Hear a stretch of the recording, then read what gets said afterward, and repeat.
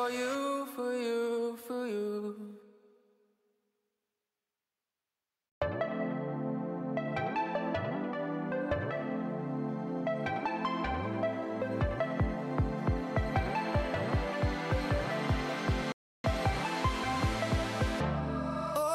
Reaching out, and my heart is with you.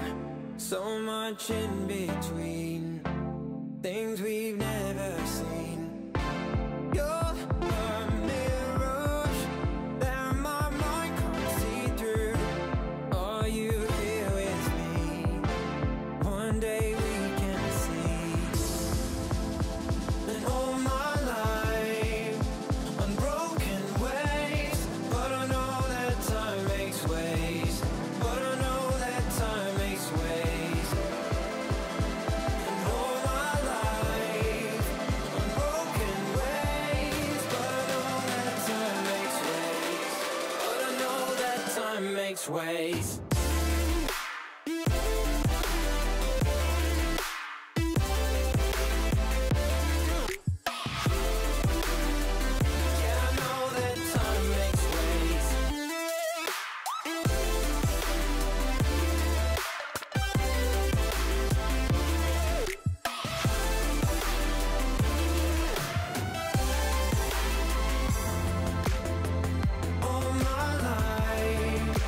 Unbroken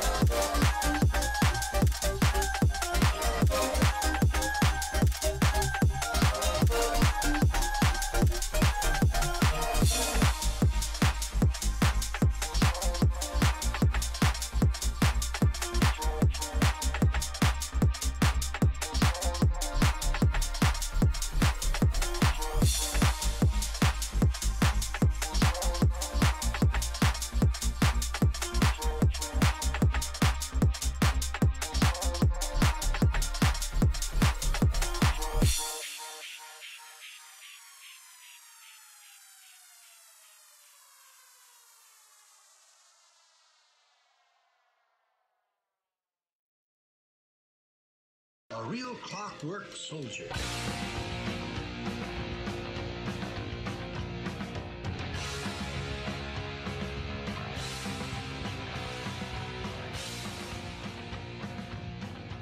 Generation Orange in 5, 4, 3, 2, 1. What's up, beautiful people? You're so beautiful, you're making us cry. Man. No, seriously, welcome to Generation Orange, a Houston soccer internet show, and starting this week, podcast. Yeah! I couldn't get the stream. Oh, okay. that was really we owe you lame. streamers. I know Dallas fans, Frisco fans love that. Love those so much. This is a Frisco-friendly podcast this week. I'm just kidding. No. Huge shout out to Omar. Sorry, not Omar. Osmar. Man, last name is escaping me right now. Mendoza? That sounds right. Mendoza. Yes. For he worked with our audio from last week and did some stuff. And by the way, superb job. We just have one comment, and I'm going to email that over to you at the end of this show while Edson's uploading this week's audio. But kudos, dude. Great job. Fantastic job. Edson loved it.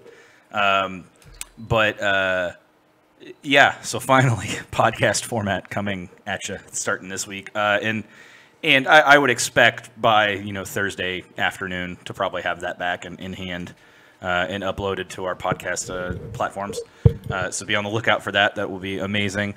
Guys, if you're and you are currently watching, do us a favor and like this video, share this video, subscribe to this channel. Yes. That helps us tremendously to have those numbers to be able to show for various purposes. Man, it's the allergen crap in the air right now. The least of which is the opportunity for just a lot of open things that have popped up recently. To be able to do some of these really cool things. One of which actually is this week we will be giving away, courtesy of Keeper Notes, a $30 Soccer for All gift card live on the air during the show. So if you are watching right now and you want that Soccer for All gift card, you have two options. One, you can try to keep it to yourself and just not tell anybody. Or you can try to encourage your friends and family to tune in. That gives you a slightly higher percentage chance. If you have more people tuning in that are going to give it to you anyways, it just raises your stakes. It makes you have a higher probability. So keep that in mind. Great idea. So you should like, share, and subscribe like and share the video. Subscribe to the channel because it increases your chances of winning. We're going to give that away around the 8 o'clock hour.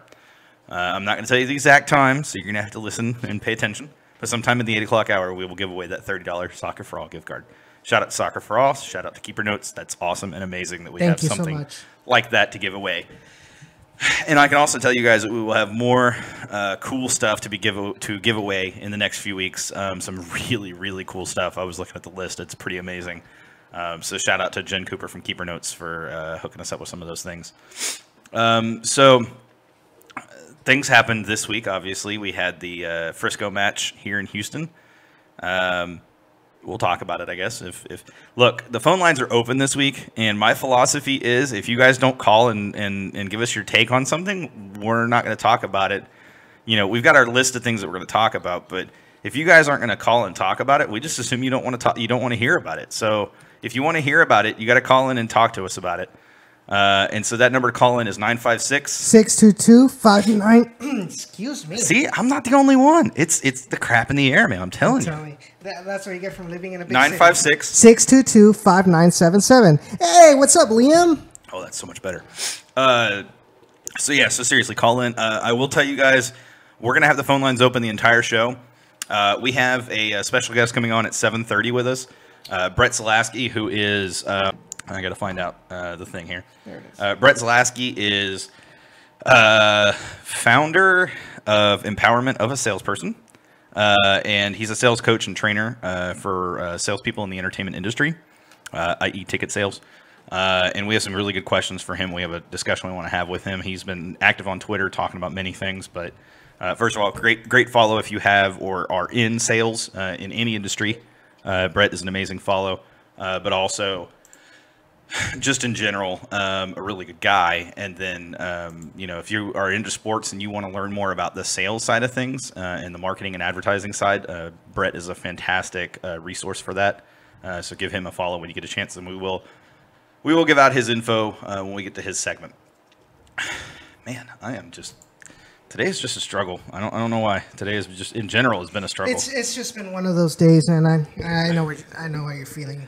It's just I don't know. I don't know what it And is. it doesn't help that I have like all of the light on me. Well, you're just yeah, exactly. It's Mother Mary has reached down to you and oh, my child, bless you, my son. Wow, this show is just already off the rails. So hey, if you want to rein us back in, call that number. It is 956-622. Don't make me make it big. 5977. Oh no, you need to make it big. They didn't call in last week when it was big. Well, I don't know why it's going to matter this week. So let's see. What are we going to talk about this week? So this week we have the last couple of days. Yesterday I think was a big one, but today, the last couple of days, discussion's been going around about something that has happened, which is Glenn Davis came out and has said he believes Houston is a lock for the World Cup in 2026. It was released or announced that the 17 finalists from the United States would be cut down to 10 come the summer of 2020. Excuse me. And then Chris Canetti came out and said some stuff. We're going to talk about that actually here in just a moment. But I wanted to intro that. And the reason why I wanted to intro that is because, there's a lot to absorb, even in something small like this, small just in general terms. It's just a few people saying things. It's not like a major event at this point. But there's importance behind it. There's value in understanding it and diving into it. So we're going to take about 20 minutes here right about now to discuss this. And Edson's going to give his take on all of this. He's not paying attention. No, I hear you. Okay. I hear we're talking about the World Cup being. Glenn Davis said that there's a huge possibility, if not he confirmed it, that it's going to be here. Very cool. Glad to hear you were listening. It's good.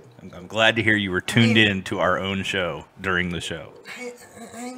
I know. You're producing. You're doing producer work. It's all good. And then, like I said, we got the Brett Zalaski call. He's going to call in around, and I promise you guys, you're not going to want to miss that. It's going to be fantastic.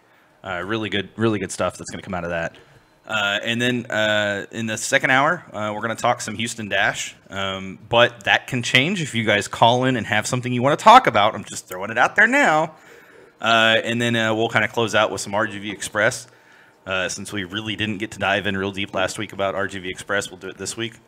Plenty to talk about.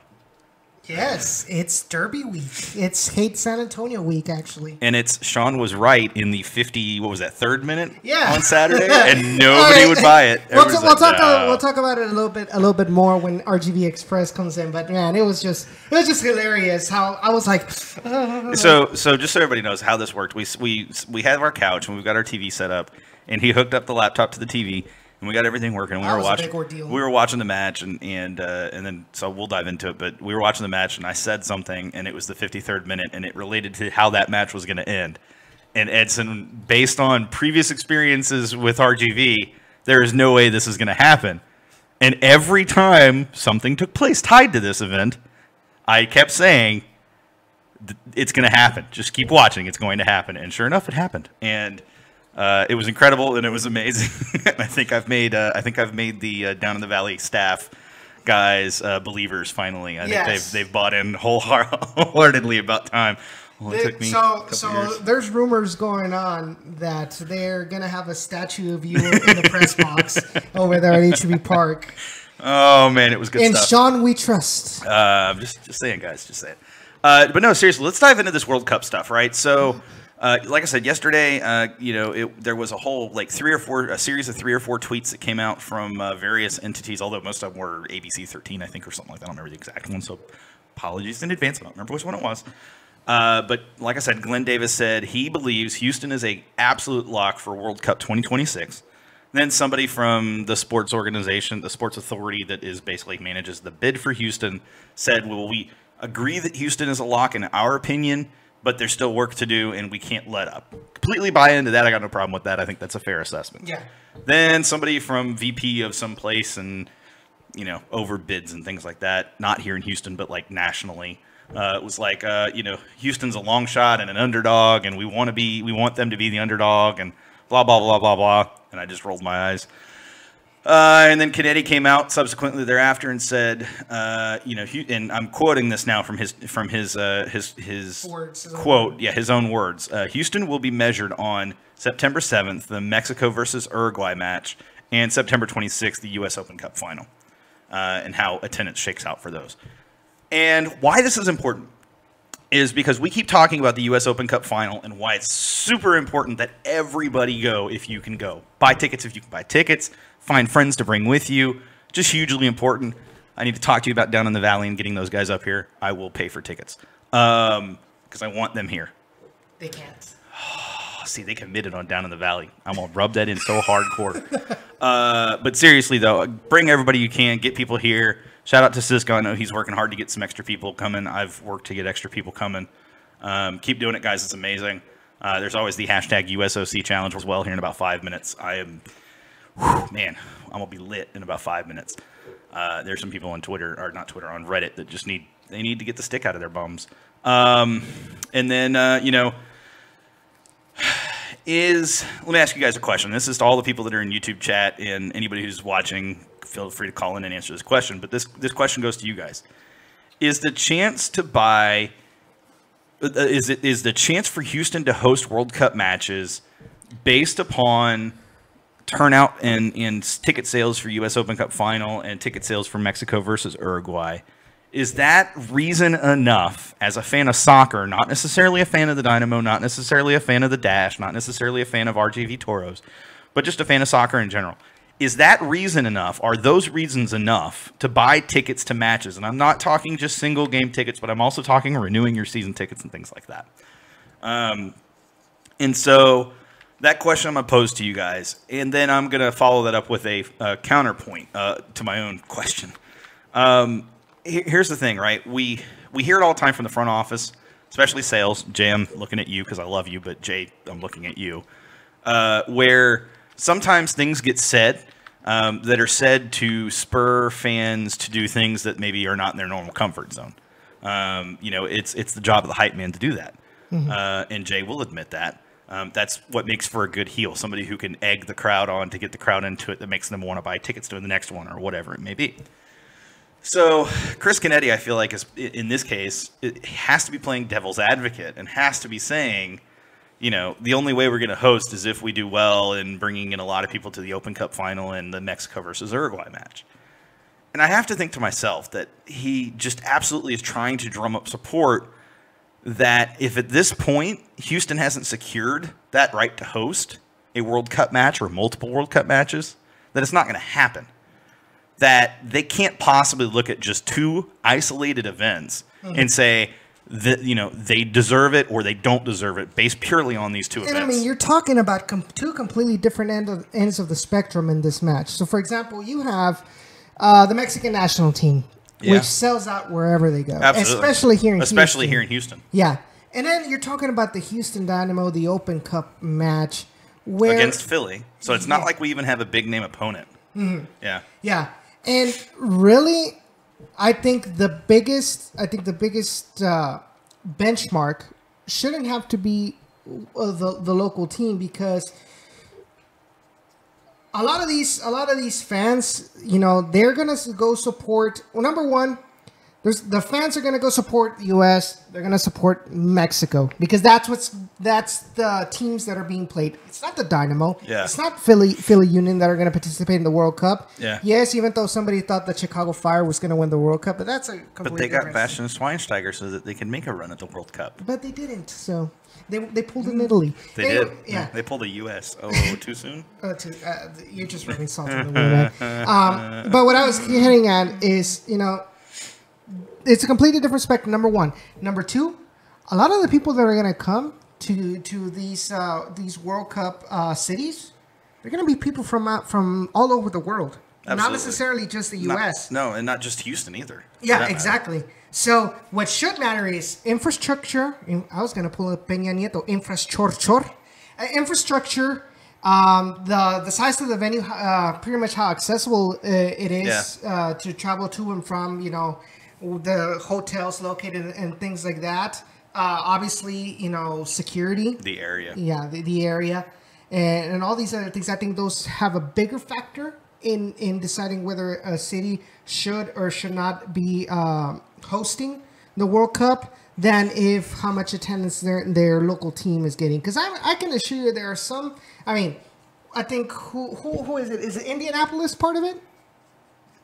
No, I don't think they are. Because I could swear that there were some potential host cities still that don't even have an MLS team right now. There are a few. Yeah. Yeah. So does that mean that those cities are automatically disqualified because they don't have an MLS team or a USL team? No. Or that they don't have a U.S. versus, or they don't have an international match coming up, or whatever. Yeah. So I mean, I think that's one of the dumbest arguments I've ever talked, not including Reddit. Oh, Lord have mercy. So you agree with me though that it just on the face of it, regardless of how factual it is, but on the face of it, it gives that vibe of Canetti's just trying to drum up extra sales for a USOC final and for Mexico versus Uruguay. Okay, I had a feeling you would feel that way, but I definitely wanted to throw it out there. I am shocked that we haven't gotten a phone call about this, because I know some people got some opinions about this. Come on now, y'all. Like, y'all got to call in. This is killing me. The number again is 956. 622-5977. So yes, please call in. Phone line is open. It's literally right there. We're watching it. But yeah, I mean, it just, man, I sit there and I listen to these things.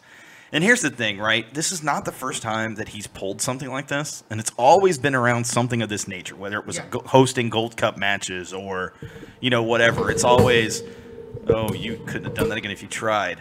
Hosting Gold Cup matches, hosting international matches in general, or, whatever it may be. It always comes down to, that's always dependent on how well we do with Dynamo ticket sales or how well we do with international ticket sales for matches in BBVA or matches in NRG. And at the end of the day, I look at these things as the big picture and I go, there's no way that they're going to, I mean, look, they'll take it into account. But it's not going to be a big percentage. It's not the end all or be all, right? At this point, the bids have been placed. Nothing in the bid says, look at our attendance on a weekly basis or look at our attendance for international matches. We're not Cincy. I mean, but that's the thing. No city is relying on that because, we have 8 years to go before we get to this World Cup. A lot of things can happen in 8 years. Yeah. And so they can't possibly be relying on, attendance right now for international or matches or whatever to try to say, we deserve it because we have high attendance in this area or this area. Again, 8 years is a long freaking time, and you're going to tell me that they're going to sustain that growth or that amount of attendance over 8 years. It's just not going to happen. Mm-hmm. Look at New York. Look at LA a little bit. LAFC may be doing well, but LA Galaxy are not doing nearly as well. And even then, LAFC's attendance numbers have kind of been declining. Who said that months ago that this was probably going to happen? They would have a good uptick early and then start to drop. And it always happens with new stadiums. I mean, just take a look new stadiums, new teams, new players. Take a look at our RGVFC at a smaller scale. I mean, the first couple of games, it was close to being sellouts. They were saying 7,000. Yeah. People just lost that whole new stadium vibe, and the team wasn't doing well. Yeah. And it's declining. And you're going to see it, and you might see it also with Atlanta United. Right now, the big hype is that Atlanta United, number one, is doing well, and obviously that Mercedes-Benz Stadium is super spanking new. But what happens if Atlanta United sell what's his face? Barco or Joseph Martinez? Joseph Martinez, and they start playing bad. And they don't make it to the playoffs for in the next couple of seasons. What happens if for some reason or another and it's going to happen. It's going to lose its newness vibe. Oh, absolutely. Or the ownership might decide to hike up the price of tickets. Yeah. Because they want to take concessions or whatever. Especially with how low concessions are right now at Mercedes-Benz stadium. If Well, they raise it, that's so- going to be a huge factor. Okay, not to hijack this discussion, but on that note, it's important for people, especially fans of the Dynamo, to remember there's a few things at play here. Number one, Atlanta is selling out a 60K stadium. That means that they can afford to drop concession prices because they know they're going to recoup it with the ticket sales. Yes. Number two, they went into this with a different approach from a marketing, sales, and ticket standpoint. It's not that the tickets are cheaper. They're actually more expensive than our tickets, even for some of the cheaper tickets. It's not the price of the tickets that's the draw. It is the atmosphere that they've created. And we're now more than 10 years into our tenure in this league. After a period of time, you lose that luster. You lose, like you said, the newness wears off. And so it's important for us to remember, and I've said it on Twitter time and time and time again, it's easy the first few years to absolutely have good turnouts and good draw. It is absolutely paramount that you maintain that momentum more than 3 years. If you start to decline after the first, second, or third year, you are not going to maintain that momentum more than 3 years. You're just not. It happens. So, and you keep touching on it, though. It's things like what happens if they sell a player on and don't replace them, or what happens if they sell a player on and they bring a bunch of cheap players in to replace them that maybe aren't named players. What happens if the team struggles? What happens if something happens to in the stadium? I mean, there's all sorts of different things that can take place that can jeopardize things like attendance and fan support and fan commitment and things like that. And what happens if the front office does something that pisses off the fan base? I was just about to say that. So some sort of, I don't know, something that, the owner did something bad and comes out in the news or said something. Yeah. I mean, especially in right now. I mean, I hate to use it, but let's say that he gets called out in the Me Too movement, right? I mean, those types of things happen. They're there. And no matter how good your owner is, no matter how good your team organization is, there are things that can absolutely derail you. And there are things that you can't plan on. And so I am just very wary when people say and want to say right now in their first real season that everybody should be mimicking what they're doing. We're a season and a half into their tenure. We're not deep into their tenure at this point. And to say everybody should be following their footprint, if that was really the case, every team would be following what they're doing. The problem is we don't really know what the ramifications are 3, 4, 5 years down the road. Yeah. This is all a new approach. It's all different. And I mean, take a look at the Dynamo. If I'm not mistaken, the first couple of seasons at BBVA, it was championships help. Yeah. Well. But yeah, I mean, they were. You can see it. There are videos from 2008, 2009, which were 2 years removed from championships, that during playoffs the stadium is sold out. Even during home matches, sometimes the stadium would be sold out. Now this was Robertson; it was a smaller stadium. I mean, actually it's still about the same size. I think it was 18,000 back then. But the number itself didn't matter. It was the way that the organization conducted business, and that's one of the main reasons why I am such a steadfast opponent to Chris Kennedy. And to have said that, at this point, as someone who likes Kennedy, but also someone who sees what's going on and taking a step back, I do see that there is definitely an issue from the front office side of things that has to be addressed. And now maybe that's not Kennedy. Maybe it's people beneath Kennedy that are struggling in their areas of performance. That's fine. But at the same time, those things should still be held accountable. And someone has to account for those those failures that are currently going on. And I do absolutely 100% agree, regardless of the team itself, regardless of how the team's performing on the field, regardless of the specific fan base, but there are things from a front office standpoint that need to be addressed and need to be fixed. And I just, in the last 6 years that he's really been running things, really more than that, it's 6 to 7. I don't see the changes. I don't see the focuses on the right area. What I see are focuses on areas that, and again, this is based on the fan experience, not based on the bottom line. And his job is predicated on the bottom line, predicated on how the team does financially. Whereas a guy who maybe is over operations and that's all he's over, in terms of the fan experience, he's judged on how fans experience the match. And So, my point is, Canetti's judged on not on ticket sales. He's judged on bottom line, how much they spend versus how much they make. Mm-hmm. He's also judged on how operations go. How efficient they are. How efficient they are and how effective they are. But he's not necessarily judged on the overall fan experience. That's not something that necessarily he's going to be graded on performance-wise for somebody to turn around, for ownership to turn around and say, oh, he's failing because the fan experience sucks. That's not their focus. And when you have a team whose ownership is not going to spend as much money as some other teams, their focus is going to be the bottom line because they want to recoup whatever investment they're making in the team, financially speaking. And they want to do that as quickly as possible. And so, taking all of this into account, I have a hard time seeing Canetti gone anytime soon.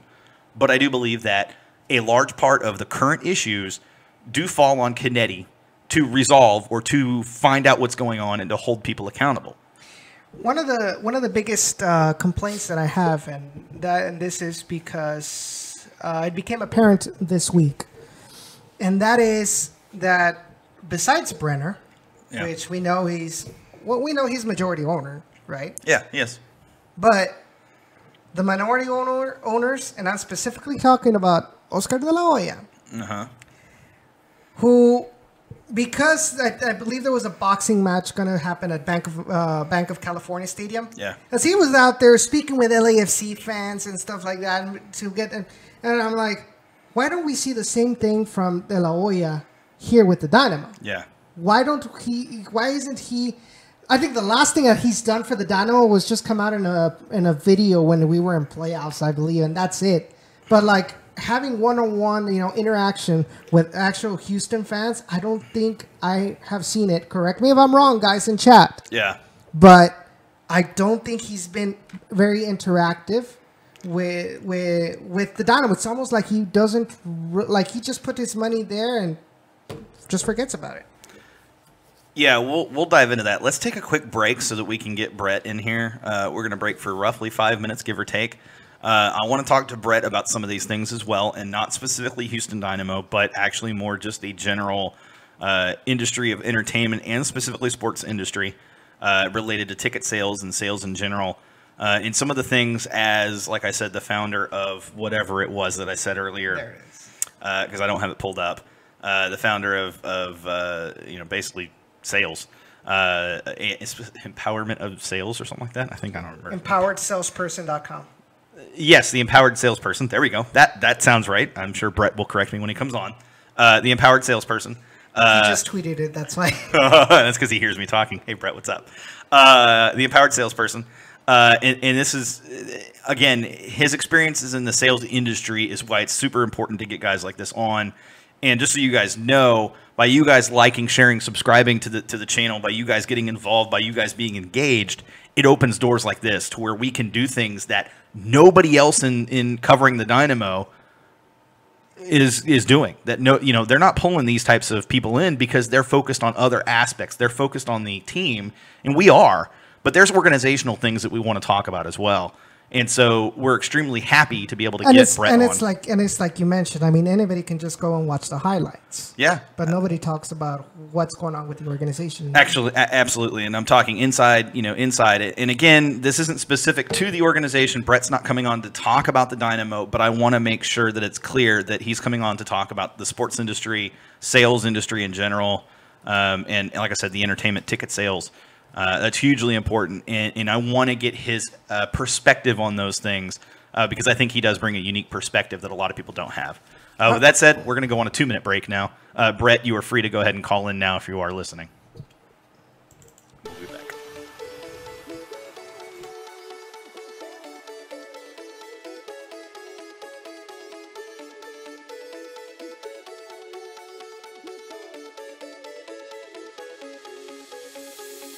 They'll know how we do it. They'll never get it anyway. Conquering the impossible. All with a smile on our face.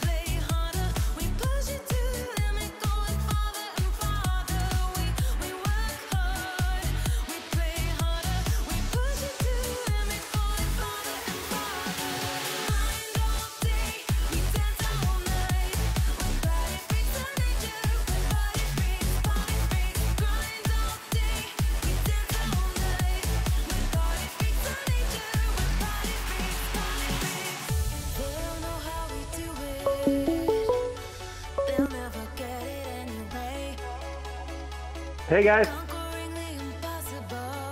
I'm good. I'm good. With a smile on our face. All right, we'll be all right. I think I'm not too worried. Yep, absolutely.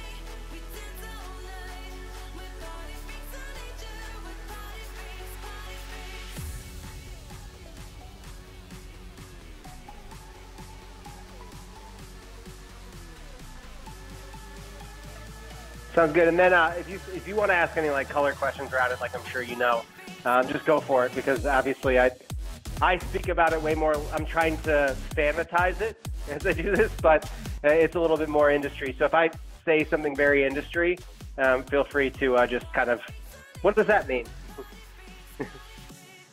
Yeah, no problems there.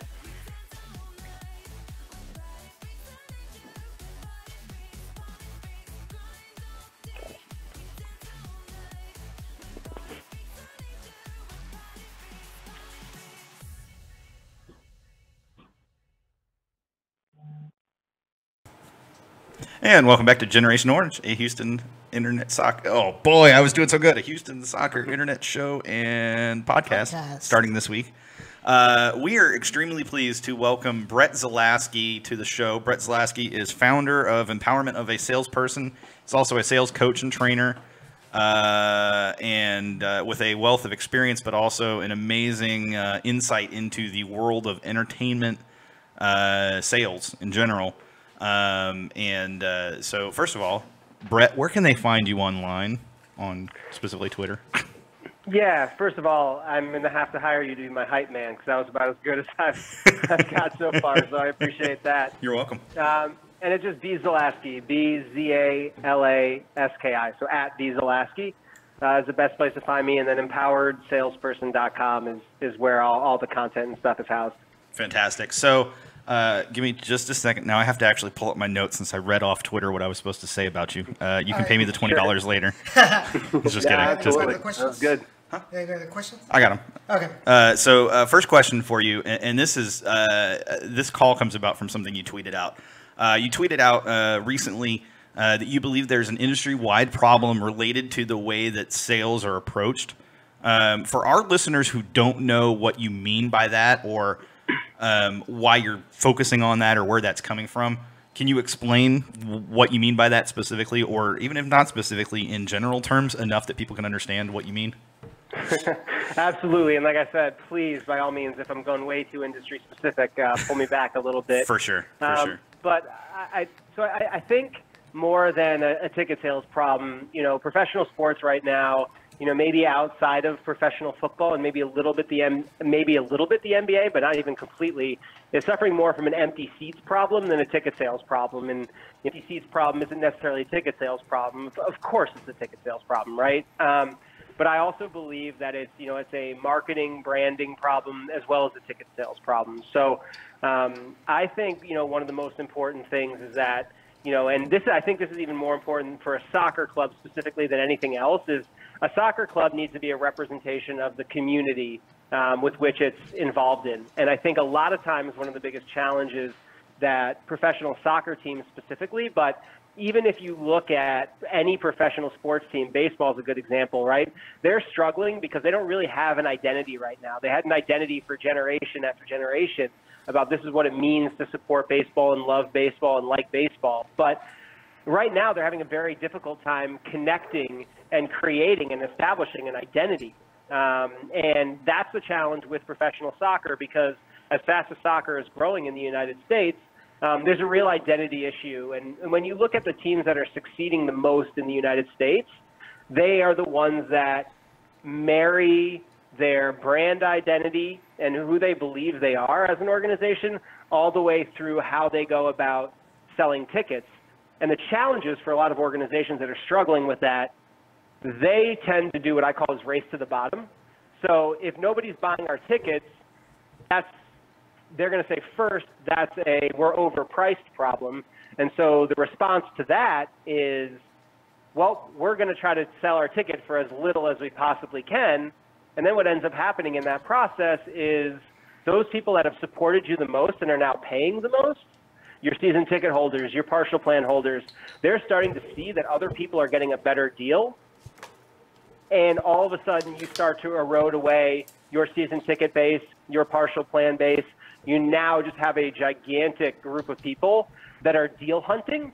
And all of a sudden, you're trying to discount everything you do because that's the only way you get people in the building. And so I know that was a long answer, but it starts from who your brand is within the marketplace and what you stand for and how you connect to that community, and then goes into how do you make sure that you hold the integrity of your pricing and what you believe the value of your ticket is, because whenever you race to the bottom, the only people that you're upsetting are those season ticket holders and partial plan holders who have committed an incredible amount of their life to your product, and they're the ones that are shortchanged in the process. That makes a lot of sense, actually. Yeah, I mean, I've seen it when I was still living down where I used to live. In the valley. In the valley, with that specific reason. They season ticket holders before the new stadium was open, they were set at the set price. As the season advanced and people weren't filling up the stadium, the regular game tickets, individual tickets, where the prices were cut, and my family was stuff like, well, there's not really much of a value for season tickets then if I can just get them cheaper. Yeah, turn around and spend a half or 2/3 of what you would spend for a full season ticket. And what is the different? It's a perceived value thing. So there was something you mentioned though, Brett, and in your explanation just now that I really keyed on, and it's interesting to me because I think it explains a lot of things. You mentioned that it's clubs that right now that have a solid identity. And the ones that are doing the best, and I'm excluding some of the brand new clubs because I think there's a little bit of a different situation with them. But your established clubs that have been around anywhere from more than 5 years on, so your Seattle Sounders, your New York Red Bulls, your Portland Timbers, your Sporting KC, et cetera, et cetera. We're not going to go list them all, but those types of teams, those are the ones there's two sides. You're the ones that have the established identity and the ones that don't have the established identity that are still trying to find it. And why that's important is if you look at the Pacific Northwest and you look at teams that had an identity coming into MLS, Sporting KC, Seattle, Portland, etc. The teams that came into MLS with an established identity to begin with, those are the teams that had a built-up fan base that were already bought into the organization. Other teams that didn't have that established base, that established identity of who they are and who their fan base is, they're the ones that are struggling to now find that in the midst of trying to simultaneously operate and run a professional soccer team at the MLS level while still coordinating all the things you have to do with a team. Whereas all these other organizations have already been doing it for so many years and did it at a much smaller level, allowing their fan base to grow as the team itself grew. So I wanted to ask you, does that to you signal that maybe MLS forced some things early on to try to grow the number of teams that were in the league? And that's not true just to MLS, but in general, looking at, well, I don't even know if there's really, maybe there haven't been a lot of expansion teams in other leagues that I can even think of in the last 6 or 7 years. Most of the top three or I'm thinking the top 3 or 4 other sports leagues. They've been established now for 20, 30 years at least, and so there's no, it's the comparison of early AFL and NFL versus MLS, or you can't even really compare MLB because it's been around for so long, but NBA is another good example. Early NBA that, when there was the NBA and the ABA, that sort of thing. So what I'm asking through all of that is, in your opinion, did MLS grow too much too fast? And then are they trying to correct course now by bringing in some of the teams that they are and also bringing in some USL established club areas like Nashville and Cincy and et cetera, to try to correct course and find some of those established fan bases that already have that identity built to allow them to continue that process. In your opinion, is that what you're seeing happening now? Yeah, so it's such a good question because you see this play out over Twitter all the time, and I'm glad you asked it. And I think the first thing that everybody needs to do when it comes to talking about Major League Soccer and the growth of Major League Soccer is take a gigantic step back, because I know the idea is that we want to compare ourselves with the other leagues around the world, and we should, right? Like, we should find ways to benchmark ourselves. But if we're looking to benchmark what Major League Soccer has done internally in the United States, this is the first successful, truly, genuinely successful professional sports league that has come about in the United States since World War II. Like, Yeah. that's a huge thing. So sometimes when we are overly critical, and by the way, we should be critical, right? Like, we're fans. I'm a fan now, right? We should be critical of some of the things that Major League Soccer does, but sometimes we get overly critical without taking a step back and saying what Major League Soccer has actually accomplished, nobody thought was ever going to happen. So we're at a really cool point in the conversation, right? That nobody ever thought that we'd be at. So I think it's important to take the step back.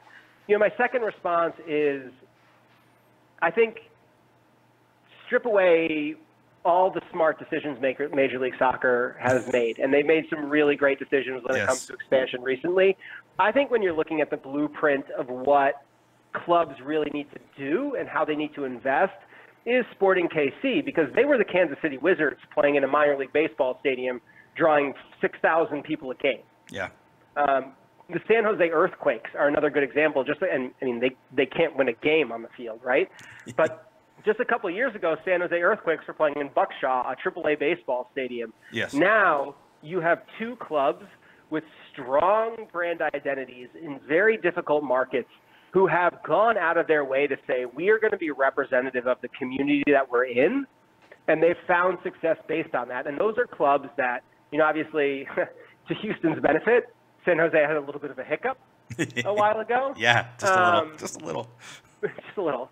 But those are two original clubs that have ultimately found their way to transition into a new stadium and then have carried that success despite some blips on the field through whatever they're doing. And I think I would say, with all due respect to San Jose, I think they would even admit Kansas City's the runaway favorite in this ballpark. But San Jose and Kansas City are two great examples of investing in the community that you're in, proving that you're going to be a community pillar, demonstrate you're not going anywhere, and then actually really care about the fans that are walking into the building first as season ticket holders, and then make all the decisions based off of that. And I think when you look at those clubs, those are the clubs that have done it. And like I said, you know, you want to talk about success stories. Those two clubs who are, I mean, again, outside of that blip, you know, San Jose and Kansas City are both original clubs who faced their share of struggles and challenges, but recentered, said that we are going to be a team for our community, built stadiums that were representative of the amount of money that they had, but also representative of what they wanted to put into that community. And they both benefited incredibly strongly from it. So it's easy to look at the Portlands and the Seattles, and they've made every right decision along the way, but you can still make wrong decisions along the way as in a Major League Soccer club, and still get a second chance and a third chance. And it means taking a step back, listening to your fans, asking what they're looking for out of the club that you're working with, and then building and growing from there. Major League Soccer fans are super excited, super passionate fans, and they'll give people a second chance if they're willing to say, hey, we're going to try something different, we're going to try something new. But if you keep banging your head against the wall, you'll see those markets that keep doing that, and that's where we struggle the most. So a follow-up question to that, and this is specific to the state, but I've had conversations with other people who dive in and study the financial side of sports, and they've noted that Texas in general is not really a good state for professional soccer in general and also international soccer.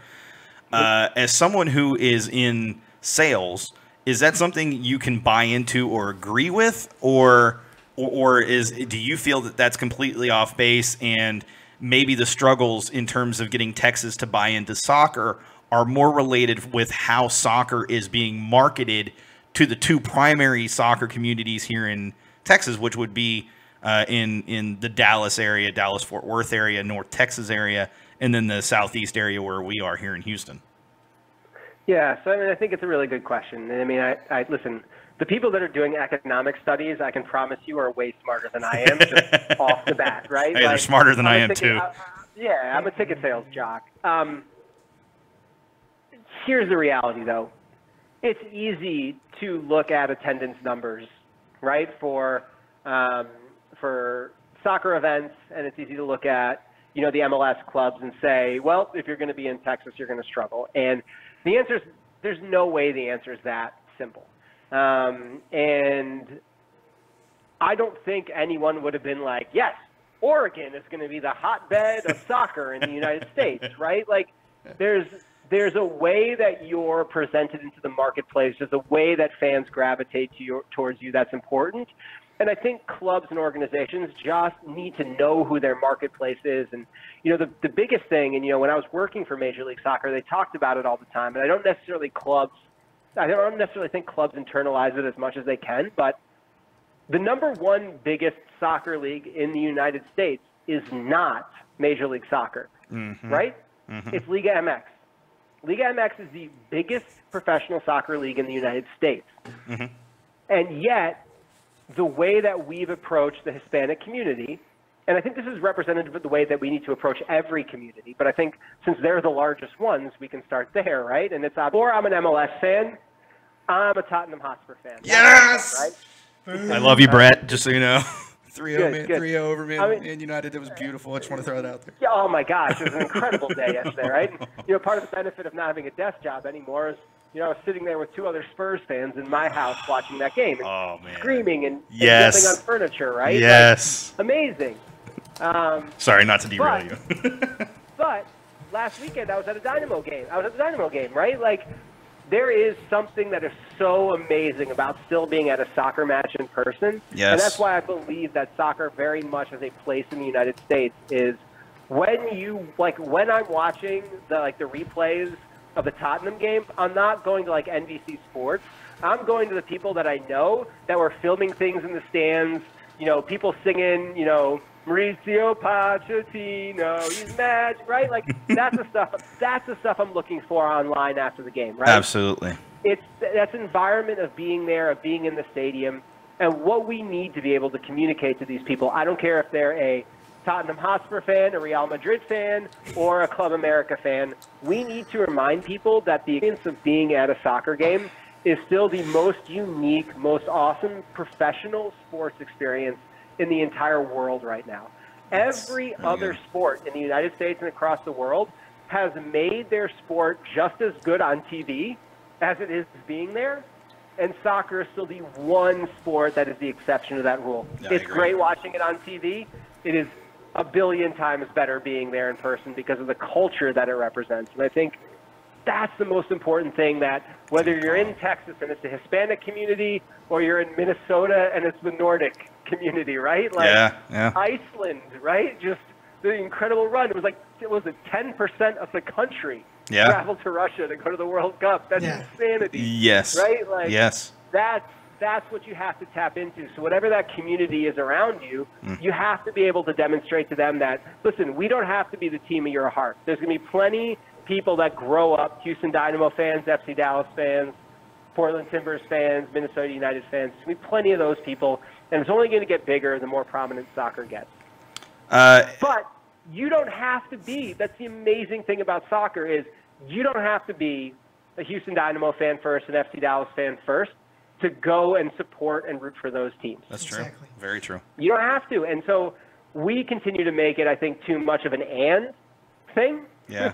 And it absolutely 100% has to be an or thing. Absolutely. And I think that's the way that we need to connect with those places. And those clubs that have branded their team around their city and around their community, like you see a good team across the world do, those are the teams that continue to have that level of prominence, regardless of what year they're in, first, 10th, 30th. And that's interesting too, because if you think about the Premier League teams that are successful right now, they are teams that have a very strong connection, not just with their fan base, but with the community that they're in.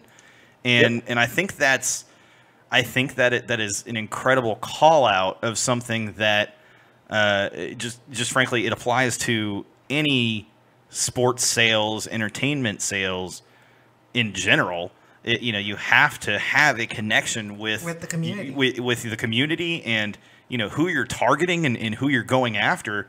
And it's important to know, even beyond having that connection, it's important to know who they are. You have to know who your community is before you can connect with that community. If you're going out and you're going after the Liga MX community, but you're in an area that doesn't have a strong Liga MX following, you're missing the target. You're missing the bullseye. You're missing the biggest point. You're missing the biggest opportunity of all. If you're focusing on the wrong community or not focusing on the right community, the biggest opportunities that are there. I think that's a really good call out. Just one second, Brett. My phone just decided to go into sleep mode. The next question is... Go with number 4, actually. What are some of the fundamentals of sales that you would impart upon young salespeople? Yeah, no, listen, I love this question because, this is what the entirety of my website is about, empoweredsalesperson.com. And listen, I think the most important thing that you could ever be is authentic to who you are and what you love about the sport that you're selling.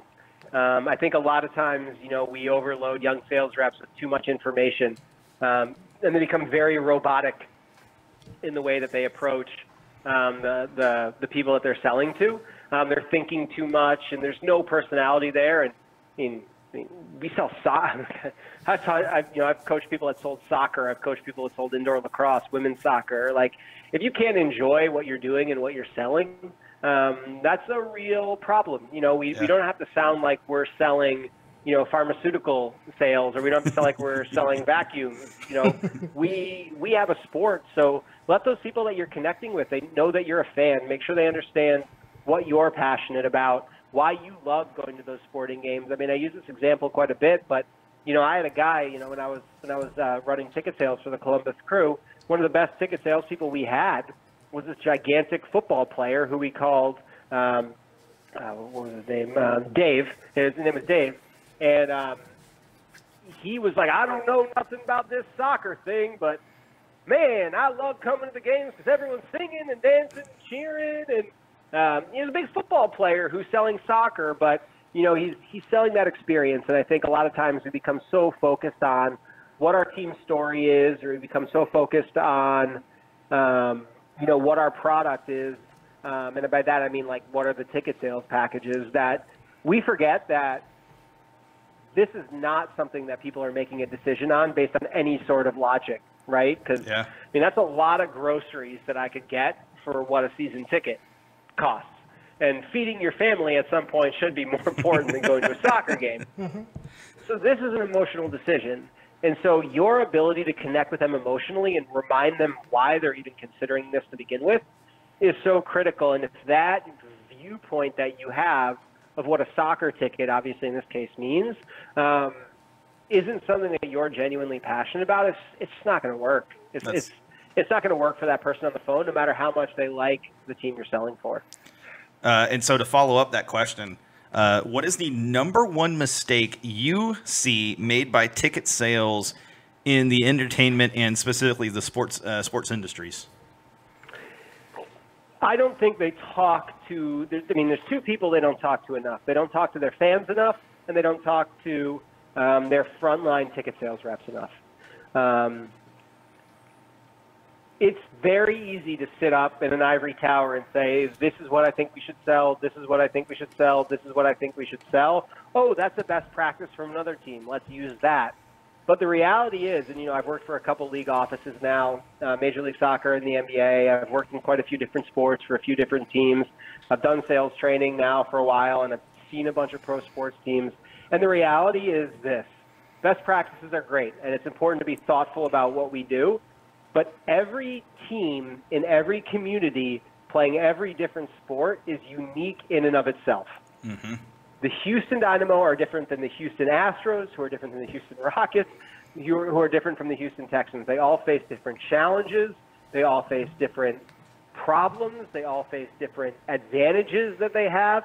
And they all have very different fan bases for a lot. And so what you need to do is make sure the conversations that you're having with those fans and those conversations that you're having with your frontline sales reps, who are the people that are interacting with your fans on a consistent basis, that you're understanding for them, what are they saying, what are they doing, how are they talking to us, so we can make sure that what we design and what our ticket programs look like replicate what we're hearing in the marketplace. Makes and total sense. I think it's so critical, and yet we think we're a lot of times. And listen, I put myself directly in this shoe, right? There's been plenty of times where I'm like, well, that seems like a good idea. I'm just going to use that without talking to either our fans or the people that are talking to our fans every day. And when I did that, that was really dumb. So I don't have any problem saying that when our industry doesn't talk to our fans to think about what are the things that we need to do next is really dumb. That's interesting. Well, hey, Brett, we appreciate you joining us, man. That was some really good info and good insight in general into the industry, I loved the Liga MX stuff. That was really good, and I know you keyed on that quite a bit, Edson. I know you found that really interesting.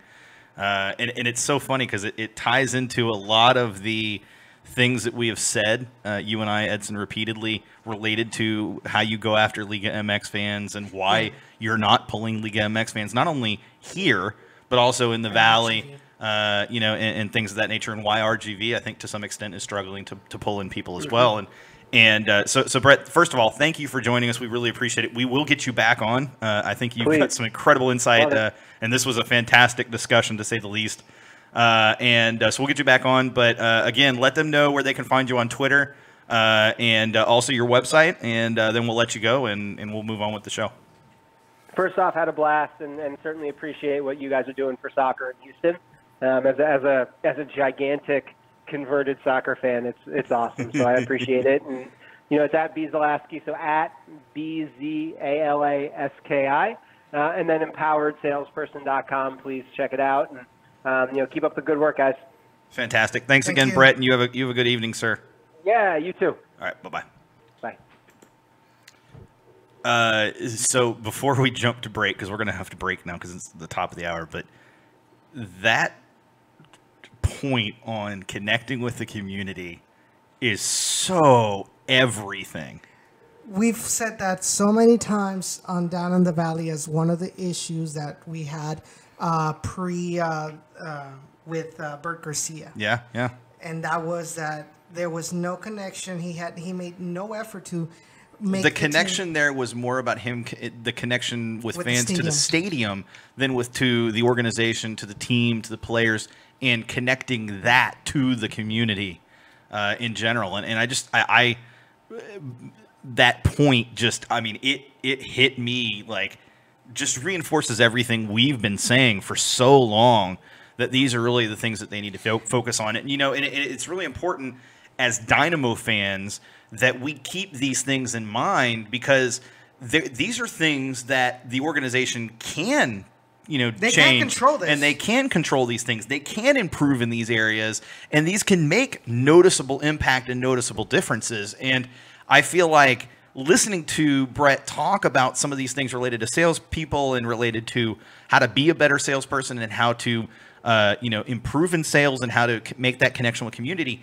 If there's anybody, I think, right now that personifies that in terms of the sales team that I know, it's Jay. And so I think about Jay coming on the show, and I think about his personality. And, he's coming on to talk about ticket sales. But by the end of it, we're not talking ticket sales. We're talking about things that we're having fun with. He's connecting with us, right? And he's connecting with us at that level.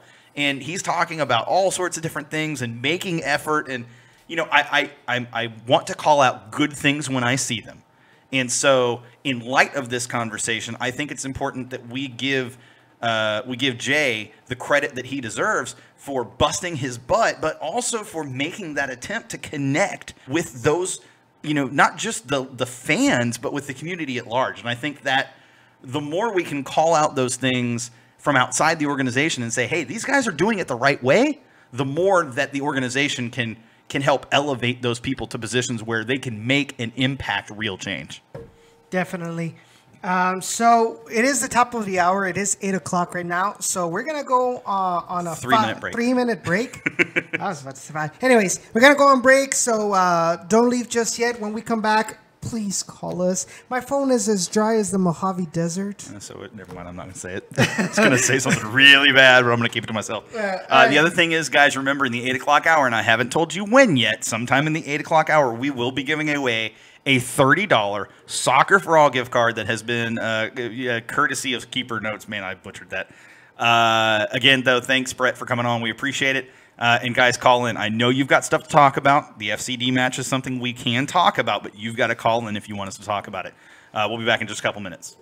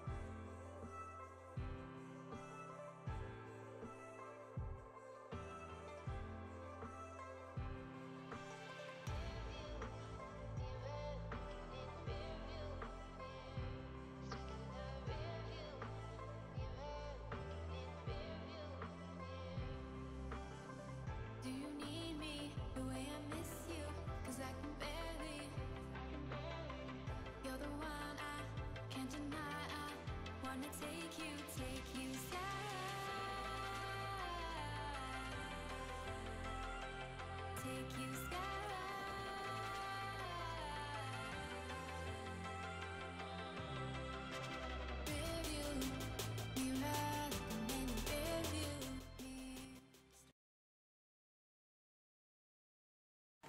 And we're back. You're listening to Generation Orange, a Houston soccer internet show and now podcast.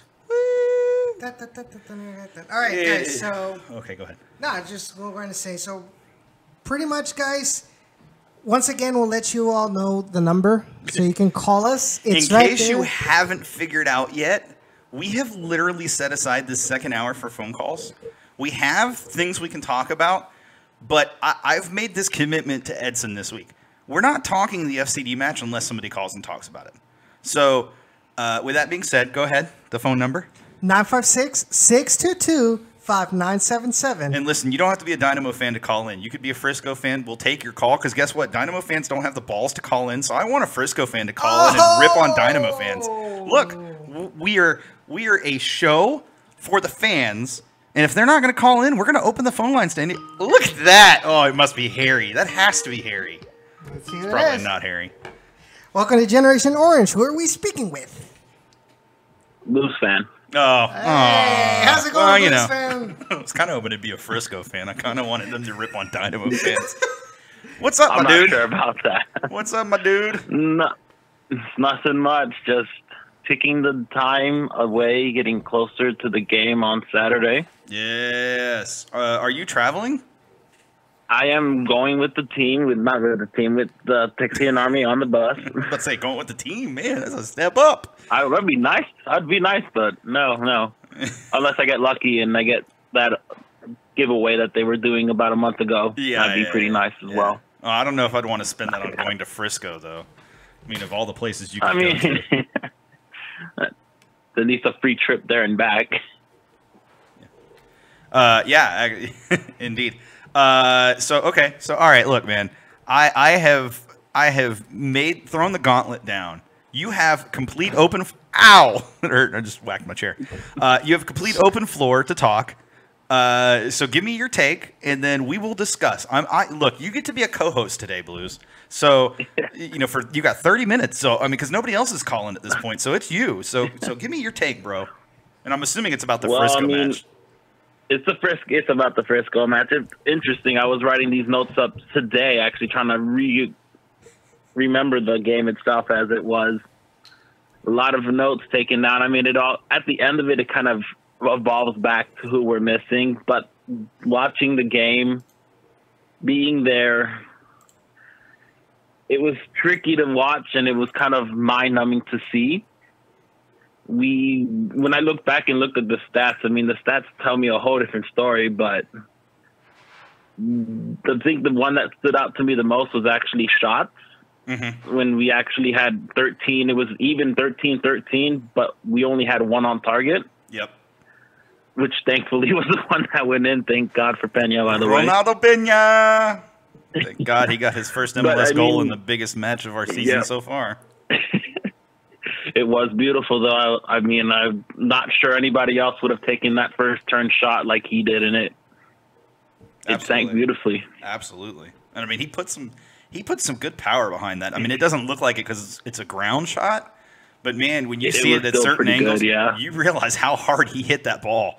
And keeper just had no chance at it. It was Marner didn't have a chance at it. It was beautiful. But yeah, I mean, the whole game itself was the same situation with Real Salt Lake. We couldn't make much.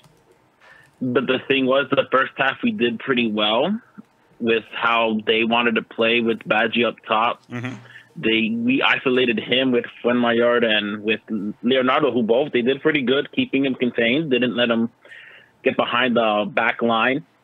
And they kept Barrios tucked away with Wenger on the side that he had it. So he wasn't as a factor in the first half, but I feel like that second half is... I feel like in this match, the match momentum, the match in general, really turned on the sub by Frisco, bringing Arudi on. Yep. He opened up space for Barrios. He created opportunities. for everything that Badgie is, Arudi is that and so much more.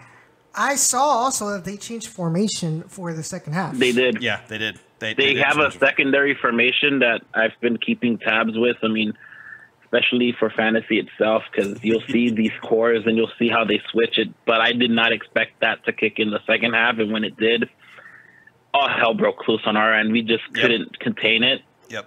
And not only that, our wingers were completely isolated by the center mids. Tesho, who normally is a winger, playing as the right center mid and alongside Ochoa, who contained that mid three. Yeah. That mid three and the back front three. It was very scary to see. And the fact that Barrios kept playing right on the shoulder of Wenmeyer the whole game, the whole second half. Yeah. Never saw him roam too far out. He was always right there waiting for that through ball to come in from Arangis or from Urruti. When Urruti, I remember before he used to be much more of an out-and-out striker, but now the fact that he's been able to be given space to roam and to come back and to push forward, it's a whole different kind of side of him that I'm not used to seeing. And something I want to call out, too, is you look at the change, tactically speaking, that Frisco makes. And the Dynamo, it took 30 minutes before I really feel like the Dynamo even began to realize or begin to push that they needed to make a tactical switch as well. Like I felt like Frisco had that 30-minute period coming out of coming out of halftime, where the Dynamo were just reluctant to make the tactical. And maybe it wasn't reluctance. Maybe it was just. Whoops. Sorry about that. Maybe it wasn't reluctance. Maybe it was just a lack of tactical awareness to realize, hey, Frisco's changed tactically. Our existing tactics, 5-10 minutes into that point, you should have been like, hey, our existing tactics aren't making a difference. We need to consider a change. We need to change things up some way, somehow. And I feel like, and I get, because Wilmer, talked about how he wanted to let the players figure it out, essentially. He wanted to let the players show that they could work through it. I get that. But I also feel like there's a point at which you go, tactically, we're at a point that we need to make a switch, and 80 minutes is too long. It's just too long. Yeah, a substitute on average takes like 15, 20 minutes to get into the groove of a game. Yeah. And you're giving him what, like 8 plus minutes? Maybe. Yeah. It just. And then, like I said, you look at when Frisco made those substitutes, they had fresh legs on the field for a good 25 minutes before the Dynamo made any sort of reaction to or response to what Frisco were doing. And I feel like, look, I like Cabrera. I think he's the right coach for this team.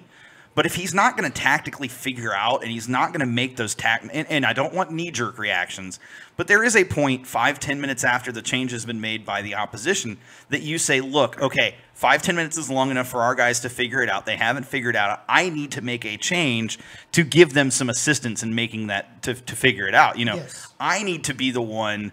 I need to be the one that asserts that, hey, look, this is not working. Let's try something different. Okay, that's not working. Let's try something different. You can't. I just think in soccer, you can't rely on the same tactic when teams are switching it up on you 3, 4, 5 times a match to try to counter everything you're doing. And if you're not countering what they're doing exactly what Frisco did for 30 minutes, which is run all over your back line, run all over your midfield, and leave you with absolutely no offensive attack.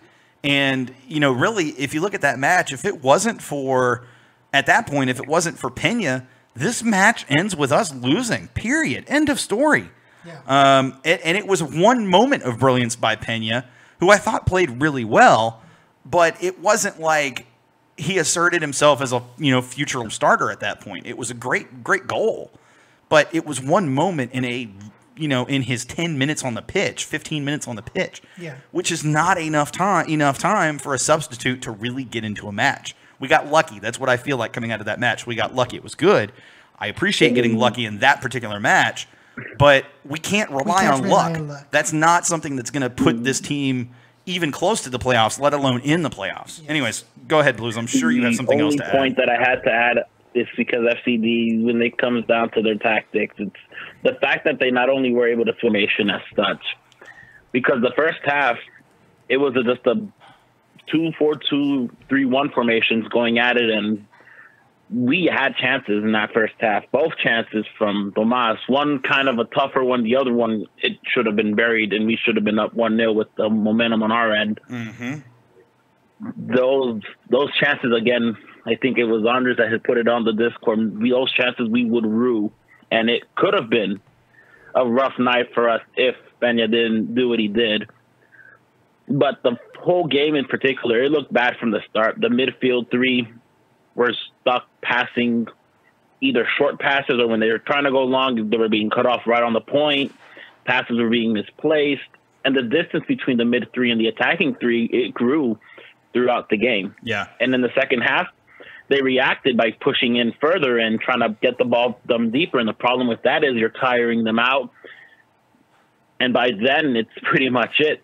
And not only that, FCD had their game plan. They literally man-marked out all two attackers, two wingers. Yep. Manotas tried his best, but again, had just kind of had them there. And for Kyoto, it was Cannon, and Cannon did an amazing job on him the whole match, keeping him still. Yeah. And it took two guys. It took Figueroa and it took Pedroso to keep Elise quiet. And it was insane to see that happen. And unfortunately, if we don't have a way to break the pass, that's pretty much how we're going to be caught on. And then that's kind of the scary thing to realize, that if we don't have a way to break through, that's pretty much going to be it. And I think that's one of the biggest issues that we have with this team, is that because we rely too much on Elise, on Kyoto, on Moro, other teams kind of, especially these top teams like Frisco, have figured out pretty much how to stop these three for most of the game. So that way they won't have much of an impact. I feel, going back with the whole luck you're talking about with Orlando Peña's goal, I think also one of the biggest influences, nobody knows how Peña plays. Yeah, and so they weren't able to defend. Because they don't know what his tendencies are. When does he shoot from outside the box? We've shown he does. Does he tend to want to dribble down into the inside of the box? Yeah. You know, the MLS defenders don't know that yet, and so they were caught off guard by Rolando Peña's goal. And his unpredictability. Yeah, exactly. And I think that was the reason why we got the goal. And I feel like if Morrow was still up there, I don't think we could have gotten the goal. Yeah, I actually agree with that. I think it's important to note, and the reason I brought up the tactical thing, and I get that Frisco have made that, have used that formation a few times and nobody's been able to react to it.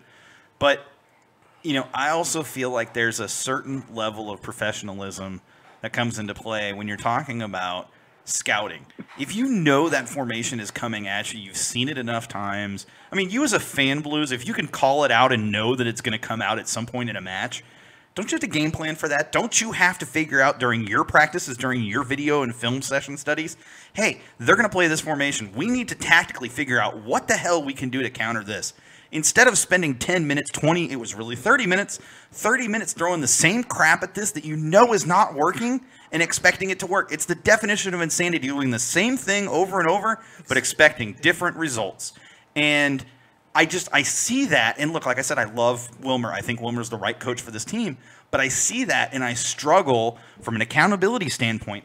I struggle to say Wilmer made the right decision there when I see the result, and I think to myself, we were really pushing the pace early on, and we let our foot off the gas, and various changes from Frisco, but we didn't do enough to respond to those changes. And whether that falls on Wilmer or whether that falls on the players, I can't say. But in my opinion, Wilmer has the biggest responsibility and is the biggest point of accountability, because he needs to be the one affecting the change. He needs to be the one making sure players are ready to adapt, ready to make those decisions, ready to tactically change on the fly, and not rely on the same thing over and over. It becomes the opposite of Peña. It becomes predictable. Yes. And honestly, I feel that's what happened with this team. It's become too predictable. It's become too. It's always been like look for Kyoto. Yeah. No, go ahead, Blues. No, the thing for me, I think this one, I would put the blame on Wilmer. I think he originally wanted the two mids, Boniek and Seren, to stay deep. And the only problem I had is that if you put your mids in, where is your width coming from? Yeah. There was no width from Beasley. There was no width. I mean, Wenger tried as much as he could, but he got disciplined for it. He was being told to sit back, wait your turn to rush just a bit, but don't go too far. Yeah. And that's kind of what kept Elise completely isolated on that. He wanted somebody to make a run with him, somebody to pull the man away from him, and it never happened. Yep. Yeah, He ended up having to face two guys, and I mean, it annoys me enough to figure out still keeps playing with his countrymen. Every time I see him on the lineup, I keep thinking he's going after Elise every single time because he already knows how he plays. They both are in the same national team. So he has something on his sleeve for that. But we missed that with, and again, I think I read the comment there about Addicts leaving. That's right. We don't have a passer in the midfield. Boniek tried, but I think he's played, 120 minutes or 180 minutes the last two games? He's tired. Yeah. He didn't have it in him to play that game. And he still tried, but those passes early on, they kind of told FCD to say, hey, they're not there. Just keep pushing at it, and they'll make even more mistakes later down the road. And it doesn't help when you have Darwin Saran who always passes it to an opponent. I mean, it's ridiculous. It's ridiculous how many times in that just one match his pass was very inaccurate and always heading over towards an FCD player. I believe there were a couple of times when I made the tweet about it. I believe that that had been the third time where Darwin Saran had given the ball away and left the Dynamo defense vulnerable for the counter. Yeah. Yeah, no, you're not wrong. Blues, anything else to add to the discussion before we let you go? Well, this week we played the top two teams in both conferences away from home.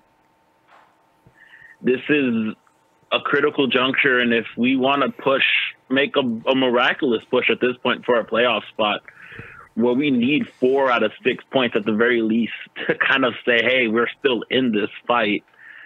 The good thing is the Red Bulls have already played 2 games last week. They have another one against Montreal, so who knows who they throw out there.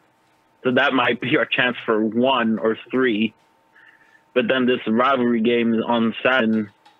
Frisco travel from San Jose back here. There's a lot on this one, and I'm not sure how to take it. I do not know how to feel about it at all. I'm not sure how you guys feel about these 2 games. Did Darby confirm with you on that? Are we good to? Yes. Okay. So we have been given an opportunity, and it's pretty cool.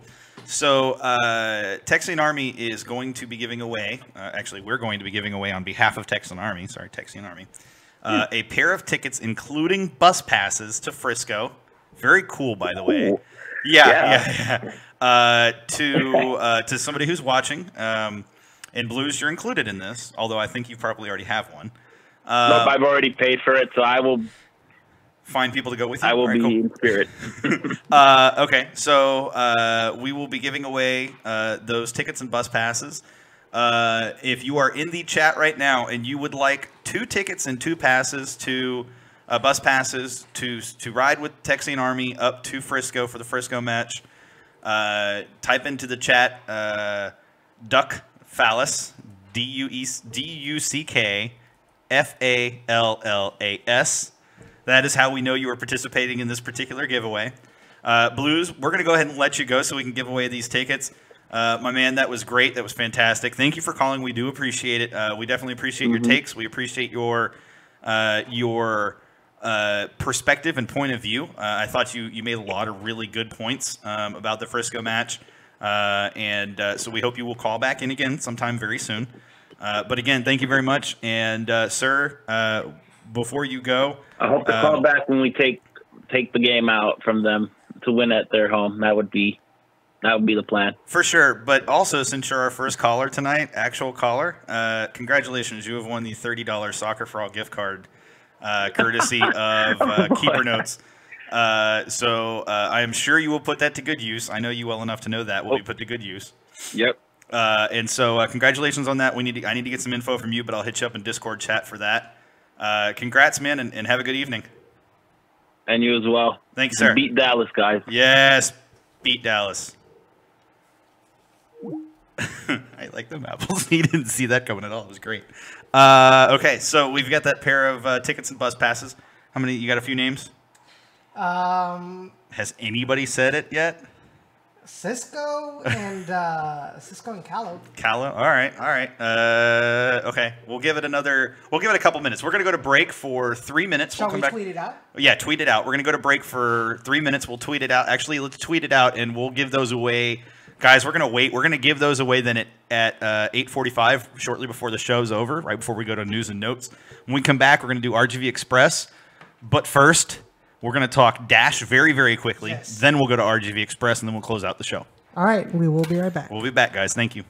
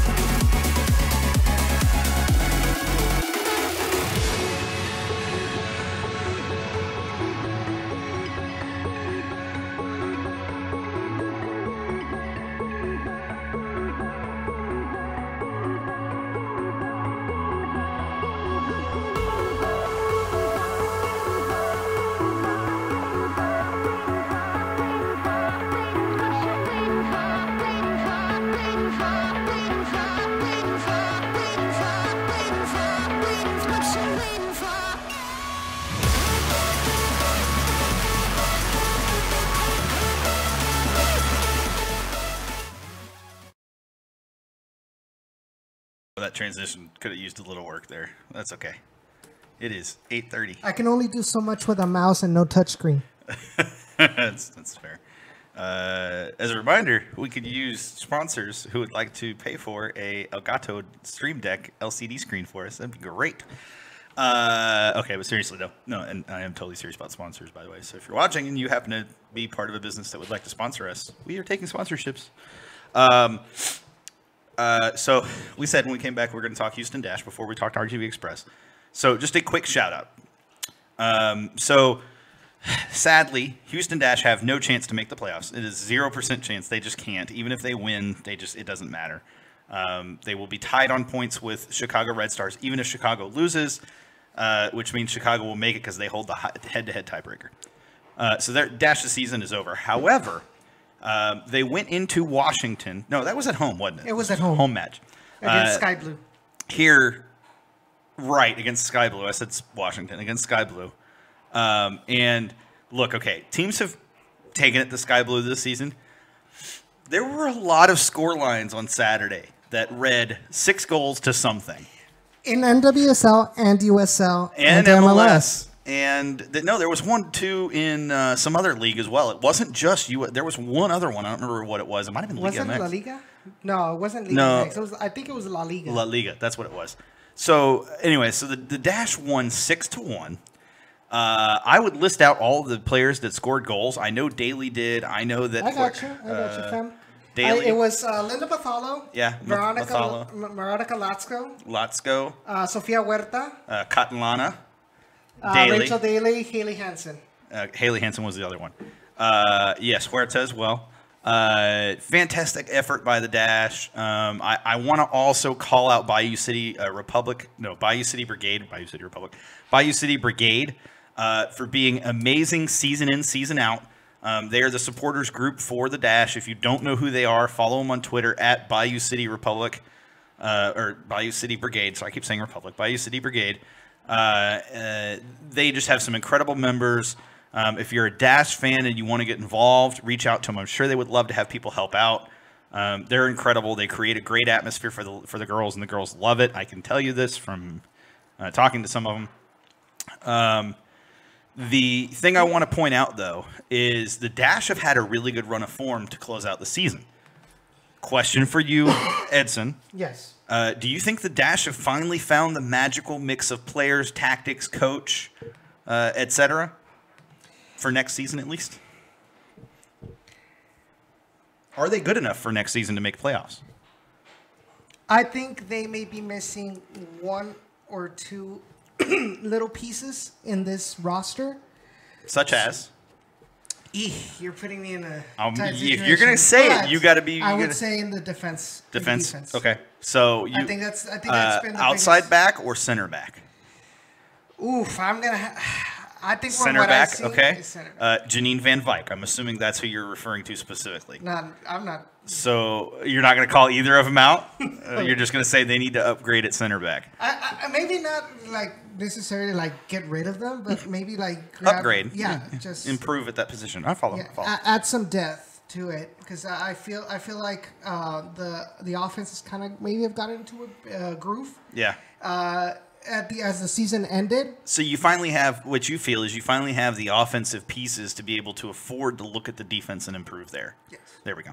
Okay, I totally agree for what it's worth. I do think this attack has finally figured it out, has finally gelled, has finally found the right pieces. And I will note, those pieces do not include U.S. women's national team players, except for Kaylia Ohai and Huerta. However, neither are seeing time right now. Both should. At least Huerta. Mm-hmm. But regardless, don't include U.S. women's national team players. And yet are one of the best and most potent attacks in the league. All right, with that off my chest. It is now time for RGV Express. Choo-choo, motherfuckers. Osmar, you might want to bleep that out. Yeah, don't let that get in the podcast, please. No, seriously, RGV Express time. Come on. All right. You don't have a sound queued up for this? No, I don't. We gotta work on you, man. This is just man. Work is killing me, and I got some more stuff to do as well. Hey, I feel you, man. I feel you. Osmar, if you have a clip that you would like to use for RGV Express for the intro to this is right where you would put that. Yes, Harry, I see you. So tomorrow. Whoa. What? I can't hear you. So tomorrow is actually a very important day for us RGVFC fans, and that is South Texas Derby Day. RGV Independence Day? No. Just kidding. No. Just kidding. No, Sandy. Tomorrow is the South Texas Derby Part 2, and it will be at home at HEB Park, where we will be hosting San Antonio FC. RGVFC comes to this match with 4 points. Why does this have to be a midweek match? Because USL? Okay, USL. cool. I just thought I'd ask. Yeah. Because if it wasn't, I would be there. But we're going to have to wait until the last match of the season I'm aware. in San Antonio. Which isn't that far away. Yeah, which is awesome. But basically, this past week, the RGVFC Toros were at a West Coast tour. They played last Wednesday at LA Galaxy 2. They got the tie in that match. Mm-hmm. You had Nico Cordy back. Michael Nelson Michael Nelson Yeah. was on goal that day. If it was Nico Cordy, that would have been 2-1 LA Galaxy 2. We're not here to bash yet. So Michael Nelson started on goal for the Toros. Do I need to save that for down in the valley? Is that what you're saying? Yeah. Oh, cool. Start I think Nico's good, but anyways, Michael Nelson started. He did a good job. He just typical RGVFC, which was We'll give those tickets away. The 2 bus passes and tickets in 10 minutes. Okay, continue. Oh, by the way, guys, be sure to put hashtag Duck Phallus if you Yes. want to win those tickets. And not, anyways, yes, you know how to spell it. Go ahead. Okay, so the Toros had the lead. Chuy Enriquez scored about 5 minutes into the second half. And then 10 minutes before the end of the match, I believe it was Justin Dillon from LA Galaxy 2 scored the equalizer. It was, once again, a through ball by Efrain Alvarez, the Wonder Kid. So interesting about that play is that you had, I believe it was Kai Green and Robert Ontiveros. No, Robert Castellanos, not Ontiveros, that's Omar. Robert Castellanos. And they were so far wide, and in the middle was Dylan. And nobody made any attempt to try and close down that space. And so Efrain Alvarez just took advantage of that space left and gave the pass over to Dylan, who scored it towards the far post. Nothing that Michael Nelson could have done, honestly.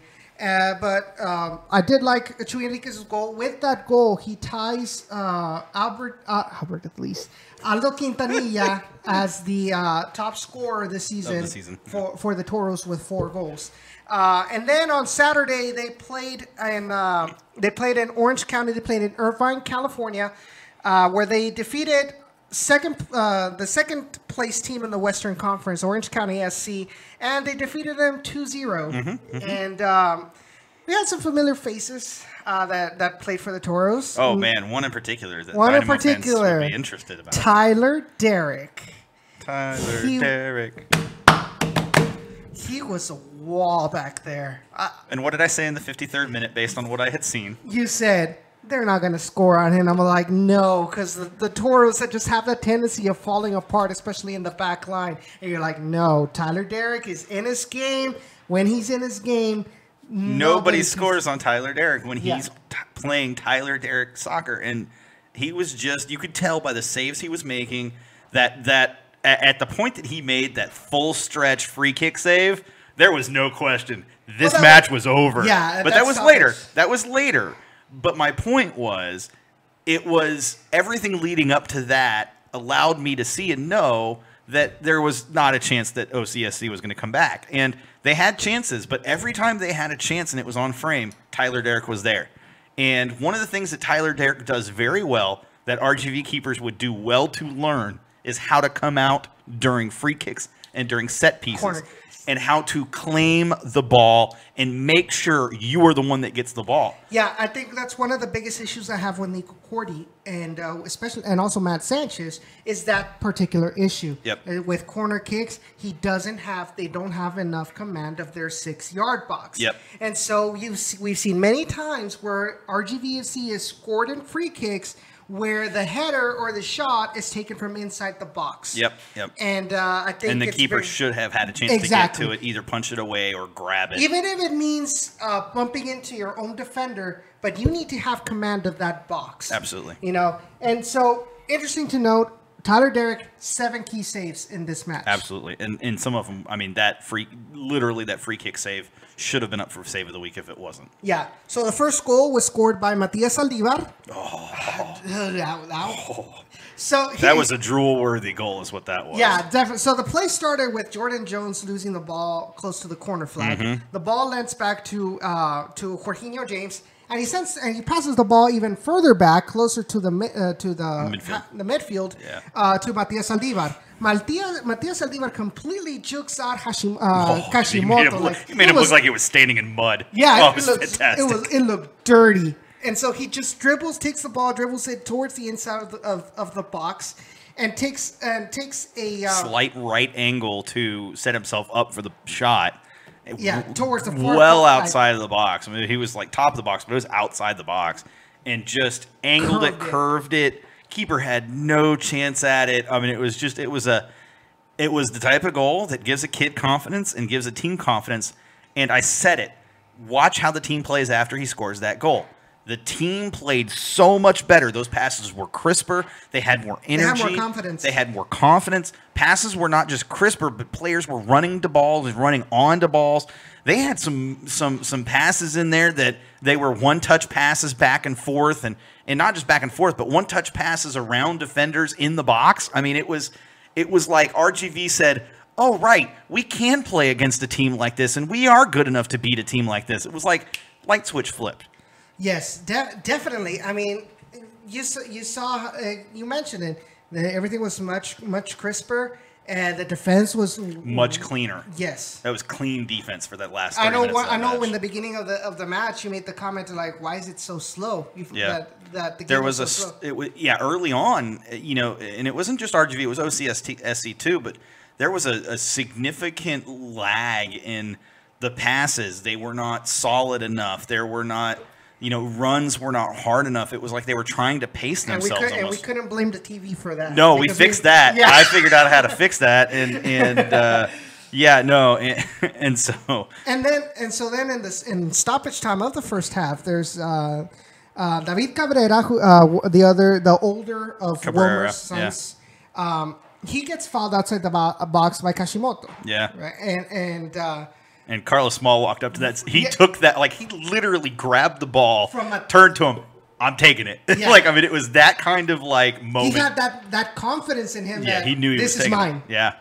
And it took a while, but I think part of that was the ref, too. The ref was trying to calm. There was something going on in the box, and he was trying to deal, or in the wall, and he was trying to deal with it. Yeah, and so Carlos Small takes a low-driven free kick shot towards the goalkeeper's post, and Rawls just could not. There was nothing he was doing with it. Yeah, he caught him off guard because most goalkeepers they expect it to come up and over or through the wall or whatever, and this one went around the wall and slipped into the post. It was another really good goal. And it came at the right time so that the boys could go back into the locker room, take a break, take a breather, get a solid breath in there and go, all right, guys, we got this. 45 minutes. Let's finish this out. And you could tell that's how they came out. They came out with the determination to not lose the game. Yeah, and definitely. And I think I saw some improvement also in Jorginho. Yeah. The guys in the down in the valley were bashing him many times because of how horrible he'd been playing. And in this game, he showed his love. Yeah, he stepped up to the plate. I called this out, and we're getting close to the 45-minute mark here, so we're going to cut here in just a second. But I called it out then, and I'll call it out again. He played significantly better with Todd Wharton next to him. He was on the bench, though. Todd Wharton was on the bench. Who came in? Todd Wharton came into the match and played next to Jorginho James. Yeah, but Jorginho had played really well throughout the whole match. No, I know. But he played even better. That's what I was saying. He played even better. He improved before that because of the goals. Because he had that relaxed feeling of, hey, we've scored goals. I can play my game. Yeah. But when Wharton came in, he played even better. That's all I was saying. I get you. He improved beyond, Jorginho James improved. He improved to Jorginho James' best. It was like the Super Saiyan mode, if you will, of DBZ. Yeah. Anyways, we need to give away these tickets. I've been talking about it now for 30 minutes. It's time to give away the tickets. You have enough names, I'm assuming. You have enough names. If you have 2, that's enough names. Did they take away their names? You said you had 2 earlier. Callow can't make it and Cisco can't make it either. Oh, do we not have anybody to give them to? No. I have a sad. Okay, so here's what we're going to do. So last thing I do want to say, and we'll go into much detail. So on Thursday, we'll be down in the valley because tomorrow is the Toros game. Yes. One thing we'll go into more detail. The Toros actually made, and we talked about this during the game, they actually made an official announcement that 3 players were released by the club in a mutual agreement. John Montaño, Zach Wright, and Guillermo Delgado. those 3 players reached a mutual decision with the club to terminate their contracts. We'll be talking about that more on Thursday. Yeah. So what we'll do is, I guess we'll give those away on Twitter. Just send a tweet out and just say, does anyone want to go to the match versus Frisco and ride on the Texan Army bus? Mm-hmm. And if anybody replies, anybody at all, they win. Okay. Because our listeners apparently don't want to go. I can't go either, otherwise I would take them and go myself. And I already bought the tickets for my cousins. Yeah, there you go. So, unfortunately. All right. Okay, so there's that. We already talked Dash. Okay, news and notes. I'm going to give you an opportunity to talk about whatever you want, any league, and you have 5 minutes, and then I got my 5 minutes to talk Tottenham Hotspurs because you know that's coming. So go ahead. So one of the interesting stories that I read about during this week was actually in La Liga, and that is that one of the teams, I don't remember exactly who it was, but one of the teams is actually their stadium has been declared danger to fans because they're going through construction. But they're leaving all the rubble like in dangerous places. And I believe last week, I think a kid fell off one of the ledges. That's all that we heard that was mentioned. And so they're pretty much, their stadium has been closed until further notice, until they finish the whole thing. And so now they're looking into playing, whether they're probably think the biggest name that they were talking about was playing in the Wanda Metropolitano, which is the Atletico Madrid stadium. Yeah. But the reason I mention this is because it's ridiculous how we put Europe into a high standard of the sport, especially La Liga being considered the best league in the whole world, which is debatable. Yeah. And you have this happen. Mm-hmm. I think it's extremely ridiculous how the organization even dared to think, "Oh, this is fine. We're gonna risk the integrity of our fans, just to continue getting money, entrance money, not having to pay rent and things like that." I just think it's utterly ridiculous, and I don't. Just the fact that you don't expect them, not even from MLS. Yeah. So. Well, I mean, Frisco closed part of their stadium during the construction of the Hall of Fame section. But at least there's some standards set by the federal government and how rubble and things like that is pretty much gonna be handled. Now this was like rubble. Had rubble in the walkways, unfinished sections of the stadium that were still open. Yeah. That's how bad it was. No, I got you. I'm just saying though, standards in this case came from federal level versus, it's. Looks like we have a winner. Oh, it's Josh.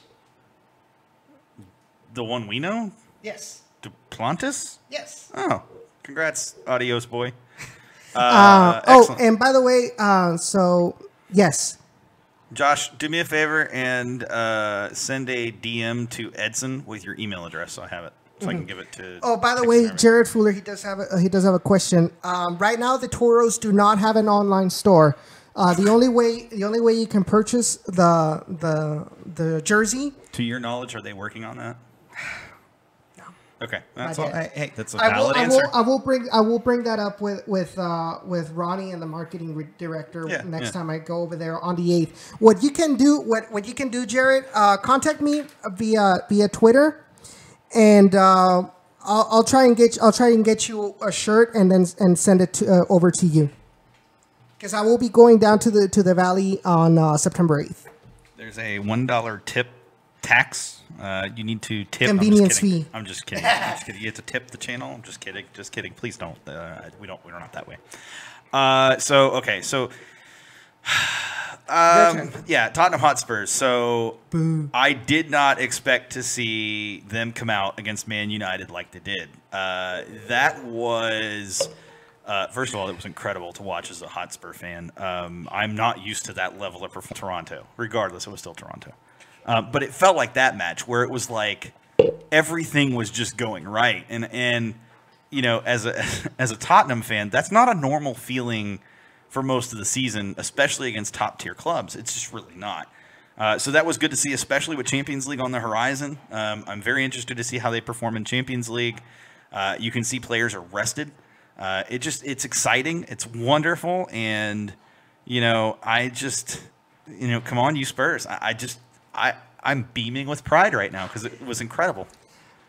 I do want to ask you,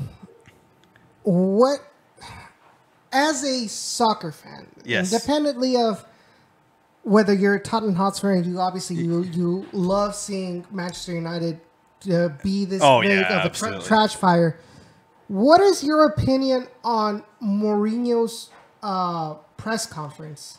I didn't watch it. So basically, they kind of. What did he say? Basically, they questioned him, and he pretty much said like, no other manager in the Premier League has won as much as I have. So he pulled a Bill Belichick. Yes. Okay. And he said, respect. So I'm going to turn it back to you. If Bill Belichick did that, which I'm sure he has at some point in I'd be pissed. You'd be pissed as a Patriots fan? Yes. Okay. So I think that's the answer, right? As a Man U fan, they should be pissed off.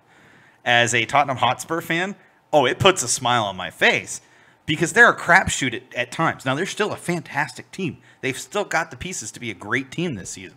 But seeing them have turmoil and frustrations and sucking against Tottenham, I mean, it's the perfect storm for what I want to see, which is everybody else struggle and Tottenham not struggle. But do you think that maybe, because this has been the talk, the discussion after this match, but do you think that maybe it's Mourinho's just not the right type of coach for Manchester United? I don't think he's the right type of coach for most teams in the Premier League. I don't. I think it's, Benitez, you look at Rafa Benitez, I don't think he's the right type of coach for certain teams in the league, but I think he is the right type of coach for, he's coaching Fulham, is he not? No. Benitez is in Newcastle. Newcastle. I knew it was one of those teams. He is the right coach for Newcastle. You look at how they played and how they've been playing. He's the right coach. And so I think there are coaches that just fit with teams, and then there are coaches that don't fit with teams. I think Wilmer is the right coach for the Dynamo because he fits with the team. The mentality. But the mentality and things along that lines.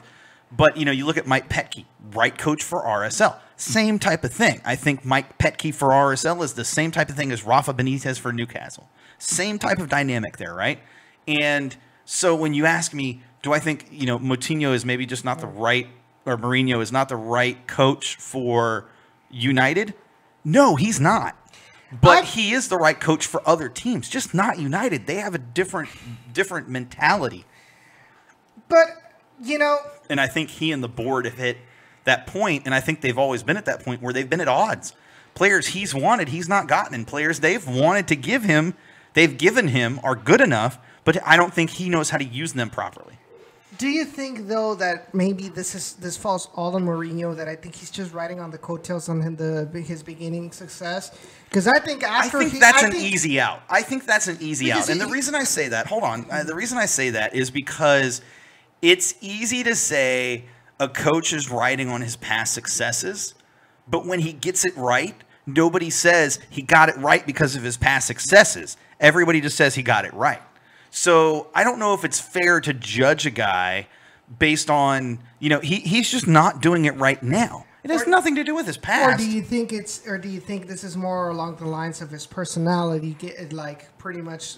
I mean, as a Madrid fan, I completely hate Mourinho because he broke the locker room. Yeah. He was the cause that pretty much Iker Casillas was ousted from the team in a very unceremonial manner. Of course. He's saying that, he's got his players up against me. And then in the end, what happened? He left anyway. And what did he leave? He just left a broken mess in the end. And so that's why I feel like maybe I'm kind of biased in regards when we talk about Mourinho. Yeah, and it's not a bad thing.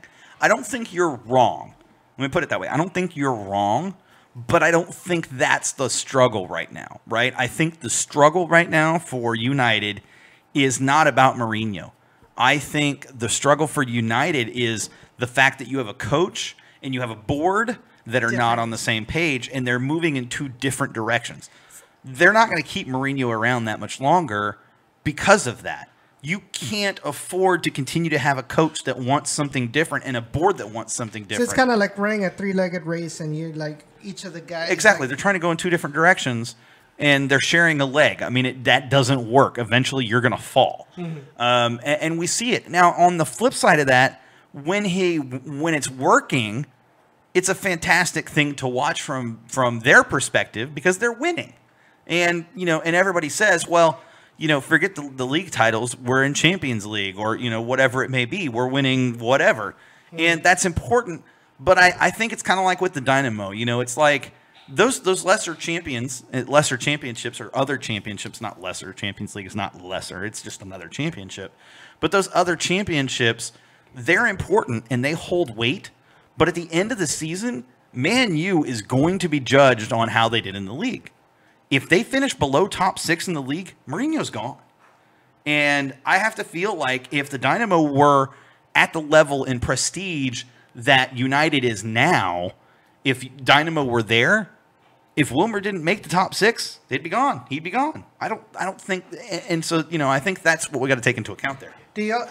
I think another thing that I've seen circulating around before we sign off for the day, and this continues to be around Manchester United. Do you believe also that maybe that Sir Alex Ferguson left such a mark in this organization that no other coach that has come after him has had the same success, because the fact that he pretty much created this atmosphere, this identity with Manchester United that nobody else is going to replicate? So there's a perfect comparison here, right? And it's Dynamo to United in this factor. You look at what Kinnear left, and that legacy that Kinnear had. That was kind of cool. Thank you for subscribing, Jarrett. Hey, sweet. You the man. Kinnear left a legacy of 7 trips in 10 years to the playoffs, 4 conference championships, 2 MLS Cups, CCL runs multiple years as well. He had a stellar record. And you look at the Dynamo since then. I think it matters where they finish, but the problem is the team was set up that if they didn't achieve that, it's a different story each year. And the team hasn't been able to achieve that again. And I think a lot of that is not due to Kinnear necessarily, but it's due to his legacy being a certain way and having that certain mentality. And you hear it all the time from fans talking about the players. Oh, they don't have that tough, gritty personality that the old Dynamo players had. They don't care about the team like old Dynamo players cared about the team. They don't have that drive, that determination, that fire, like old Dynamo players. And they'll name off Dynamo players to you, and so, we live in the glory days of D-Rose, Stu, Jeff Cameron, Brian Mullen, Pat Onstad. I could go on and on and on. Craig Weibel, Wade Barrett, Eddie Robinson, Brian Ching. God, I really could go on and on. And I think we tend to, as fans, we had that run that was so great that unless we achieve a run like that again, I don't even think 1 year of a championship would be enough at this point, because it would be, like last season, right? We made it to the Western Conference Finals, and everybody was like, oh, that's cool. Like, right? You talk about it this year, and it's like, oh, well, that was last year. Like, you made the West. You were one of the top 4 teams in the league. Have some pride in that. No, it was last year. Like, or they'll say, but did we win the championship? Exactly, right? And that's my thing. It's like, look, there are 20-something other teams right now. 20, what are we at, 24? 22, 24 teams right now. And you're going to tell me that you don't have pride in being one of the final 4 teams? I mean, come on, you were better than 20 teams. And so I take serious umbrage. I love that word. I take serious umbrage with people and fans that like to say, well, we didn't make the championship, and if we don't win the championship, we're nothing. And it's like, if you look at the NFL, teams that make the playoffs and teams that make it to the conference championships, that's a big deal. Granted, it's not the championship, But just being the AFC or NFC champion each year, that's a big freaking deal. And teams are proud of that. Fans are proud of that in some places. I mean, it's not like we are. You brought up football. It's not like we're the New England Patriots. That All right, yeah, get off that bus. I know you're using it. I know. I'm just saying. Okay, it's not like we're a Tigres or a New England Patriots or a Real Madrid where you can it's you guaranteed, can't be mad. essentially guaranteed year over year. Where if you don't win the championship, it's a complete failure. Yeah, we are not that team. Yeah, we have. I mean, I think. Contrary, what? Hashtag make it 3. What other people thought was, and they still continue to think about, is, this team will always be in the bottom third of the Western Conference. Yeah. And we've shown that that's not the case, and we've continuously shown that is not the case. To the point, I mean, last year we made it to the conference final. Yeah. When nobody thought nobody thought we were going to make it past Sporting. And what was the thing that happened when we made the conference final? Everybody turned around and said, it was lucky because this team, Portland was dealing with injuries. Yes. And we got lucky because we played at home. The pitch. Yeah, the pitch, or we played at home, or, whatever it may be. And what I have to say, and it's very simple. Look, we made the conference final. You can't put asterisks on things like making conference finals. You can't. That's not how this works. You don't get to pick and choose what championship year over year makes, is more valuable to you. You don't get to pick, whether a conference champion is more valuable than the Open Cup champion. You don't get to dictate those things. You don't get to tell me that, this year we made the conference championship, so that's going to be great. But next year if we make it, we got lucky. Look, a team has to get lucky regardless of who you are in any league to not only make the playoffs, but make it deep into the playoffs. It doesn't matter who you are. If you're going to tell me that Philly did not get lucky last year, look, Carson Wentz went down with an injury. If you're going to tell me that Carson Wentz going down with an injury was not what propelled that team into the playoffs, you're wrong, because it took who was their quarterback? I just blanked. Their other quarterback besides Carson Wentz, who didn't, by the way, win them the Super Bowl. Nick Foles. If you're going to tell me that Nick Foles didn't win the Super Bowl and push them through the playoffs, you're wrong. At the end of the day, it took luck. It took a lot of different things working in conjunction with each other. It took certain injuries not taking place and certain injuries taking place. You look at the Texans, and the Texans' injuries last year absolutely derailed their entire season. Fans are still coming out this season because they know that this team is better than those injuries showed. Why can't the Dynamo be the same way? Why do we have to put emphasis on this isn't as big of a deal because of X, Y, Z? Or another big thing is, why do we have to? Why does this team act that we have to excuse the fact that we haven't made it far because it's because Cabezas is out. It's because AJD is out. Yeah. It's because Tyler Derrick isn't here. Yeah. I mean, everybody else needs to step, just like Nick Foles did. Yeah. Everybody else needs to step up. Needs to step up. You're not wrong, but I think there's something to be said for that, and it's not an excuse. It's more of just a call out because of the way that this team is structured salary-wise. You're not going to find players that are the same caliber as a starting 11 player in your depth positions. You're going to find a player like Memo that is not making a lot of money, but is a super sub. But if he starts, he's not the same player. You're going to find a player like Boney. He can spot start in 2 to 3 matches, but after that, he wears down and he's not the same player. You can find players like Saren who can spot start 1 or 2 matches, but if you have them start 15, 16 matches in a row, it's a different player. That's the way the Dynamo are constructed. And look, it's not an excuse, but it's to point out a fact that we can have beef with the front office all we want, but we need to remember that Matt Jordan has constructed this team with a bare minimum cupboard of money. I mean, realistically. Now, they've spent money, and they've spent money in good places because they have great players for the money that they've spent. But at the same time, they're not going to be a big spender. It's not going to happen. And with what we have, if Matt Jordan were to leave this team right now this year and we went into the offseason without Matt Jordan, this team would be last place for the next 5 years. Easy. Because there's nobody in this league that's as good as at maximizing individual contracts for individual talent as Matt Jordan is. You look at the players that he has brought in for the money that he has spent, and there's not another team in the league that comes close. The reason we can't trade for players is because we spend less on players than any other team in this league, and yet we find the most value for every dollar we spend. If you look and we were to trade with Toronto, we would increase our budget threefold on a single player. And I'm not talking one of their top players. I'm talking one of their mid-tier players because they spend money more per player to get the players that they want. We don't have to spend that kind of money. Matt Jordan is so good at what he does, there is nobody else in this league that is equal to what he does. The problem is if he leaves, we are never going to find that again. We are never going to have the best GM in the league again. And if he goes to a team that has money, he is going to win championships hand over fist because he is that good.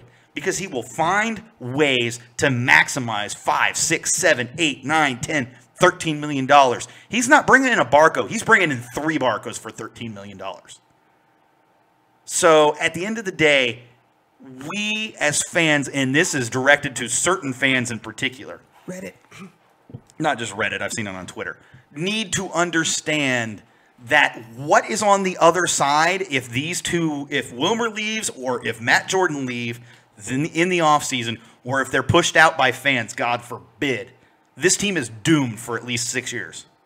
Because we cannot make up that difference with what we have and what is being used and what is being offered to be used. We can't make up that difference anytime soon. So fans just need to remember we are lucky to have Matt Jordan. And as much as people want to give him flack for the way this season and last couple of seasons have gone, he's done a remarkable job with what he's been given. He was given a team that at the time had one of the worst payroll problems in history because we had a lot of veteran contracts that were way overpriced. And you look at what he's done. He's brought in veteran players for well under what most other teams are playing. Machado's making less than $300K. This is a player that teams would love to have on their back line. So I wish fans would just realize that and think about it and take that step back and go, if this takes place, what's the next step? Do you have a general manager anywhere in MLS or anywhere else abroad that can do what Matt Jordan does? You find me that GM, and maybe I can go, hey, let's hire that GM and let Matt Jordan go on his way. Yeah, and then you run into the problem is he willing to accept the offer that the Dynamo's going to give him? Absolutely. And it's not that the Dynamo aren't spending money. They're spending money. They're not spending as much as other teams. But the thing is the amount of money that they're spending. Forget that salary figure you see trotted about that's they're spending $5.23 million, dollars on all their salaries. That salary figure is 3 months old. That salary figure does not include Tyler Derrick's updated salary. That does not include Ronaldo Pena. It doesn't include Luke Gavist. So we've spent in the upwards of nearly $1 million more than that $5.23 million. Not only that, but we spent $7 million in the offseason to secure the permanent transfers of Cabezas and Elise. Now, some people are going to say, I look at Cabezas' transfer and I go, that was a bad move because we don't have him for an entire season because he got hurt. If he comes back and he's a superstar again for another year or two after this, we can sell him on for 4, 5, 10 times what we've paid. So I just want people to understand we spent $7 million in the offseason. We've spent another $1.5 to $2 million this season to bring players in. That's $9 million we have spent this season on players. 4 players. Don't tell me and don't use the excuse the Dynamo don't spend money. It's not that the Dynamo don't spend money. It's that they don't spend it the way you want them to spend it. They're not bringing Chicharito in. Get off the freaking bandwagon. He wouldn't do very good here anyways. And with that, guys, we're calling it. We're calling the end of the show. Thank you guys for joining us today. I'm over here sweating from that. And that's because you don't have the light on you. No, I said I'm here sweating. Yeah, I know. That's right. But you don't have... You know how hot these... No, I know. That's why I'm sweating right now. You're saying, because you don't have the light. I'm sweating without the light. That's what I said. Anyways. So thank you guys for joining us. Be sure to tune in next Tuesday as well at 7 p.m. You got me fired up, dude. It's all your fault. and so be sure to join us. Once again, I will say this now. From now on, if you guys want to find Down in the Valley on YouTube, I just laid claim to the URL youtube.com/c/Down in the Valley. So I will let you all know when that claim has been accepted, and that will be the official URL for the Down in the Valley YouTube page. And that includes not only Down in the Valley, but Generation Orange as well. So be sure, if you guys are on the chat right now and you have not subscribed, be sure to subscribe to the channel and make sure to click on the little bell so that way you can receive notice whenever we do go live, whether for Generation Orange and for Down in the Valley. Be sure to also follow us on Twitter at Gen Orange Radio. Yeah. We are looking, and be sure, please make sure we will announce later on when and where our podcasts will be going live, what platforms they will be. So be sure to check them out whenever we do make the announcement. We would really greatly appreciate. Thank you, Jared Fuller, for subscribing today. Thank you, guys. Cisco, Blues Fan, Callow, Darby. Thank you all so much. And anybody else that I may have missed, thank you for participating in the chat. We love you all. And we'll see you on, hopefully we can see some of you this Thursday on Down in the Valley. We will have an live interview with RGVFC Academy product, Brandon Morales. So be sure to tune in and so you can see. You have a call. It's probably your. Oh, it's 409, so that's here. It's not you. All right. We'll take a call. We'll take a call. Hashtag make it 3. Hashtag make it 3. This is Generation Orange. Hey. What's up? Thank you, guys. Hey, is this Sean? Yeah. Hey, Sean. I'm Alex. You know who I am. Alex. The Telenetwork guy. Yeah. What's up, man? Hey, are y'all off there already? No, we're on. We are currently look like we're about to go 3 hours at this rate. Yeah, so can I have a rant? You can. Okay? Hey, you have open floor, sir. Look, the views expressed herein are not the views of Generation Orange. It's the views of our fans and followers. But you have the floor. It is yours. That's awesome, dude. And I know you. I know Edson. I respect y'all both so much. So, am I on the air right now? Yes. You are live, sir. This is you. Okay, so one thing, I've been a Dynamo fan from the get-go. At Robertson Stadium, I went there when I've just gone to so many games. I went there when Beckham played there, and on the halftime game, they had a little gag and everything. And I've been a diehard fan, and I was so glad when they got their own stadium and everything like that. I've gone to games. I've bought tickets individually. This year, or last year, is the first time I bought season tickets. And it was cool. They let me make payments over 6 months, 8 months, during Harvey and everything like that. But it is, and I love the Houston Dynamo. I love our team. I love the culture. I love everybody in this. But it is seriously disappointing when you pay an average dividend of a season ticket that's like $26, $28, $35, and better seats are coming online for $9 a ticket. Yeah, and you know what? Or free when you go to Kroger. Oh yeah. Did you happen to tune in earlier to when we had Brett on the show? I did not, unfortunately. Oh, man. I did not. I tuned in because y'all always do this, even with the people don't do it when Glenn is online. Yeah, it's not intentional, I promise. It's just the one day of the week that we really can make it work. But yeah, I understand that. It's no offense or anything like that. Yeah, that's absolutely cool. But I do like to catch his stuff, and so I did miss some of that. But yeah, it's insulting as a season ticket holder when they're giving free tickets or $9 tickets. Yep.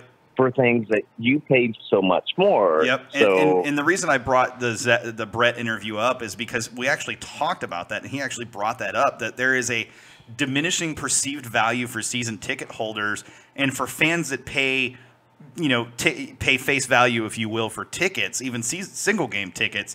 When a organization looks and sees empty seats and they see half their stadium empty and they reduce that ticket value, by selling those tickets at a significantly reduced rate or offering ticket packages that are significantly reduced rates.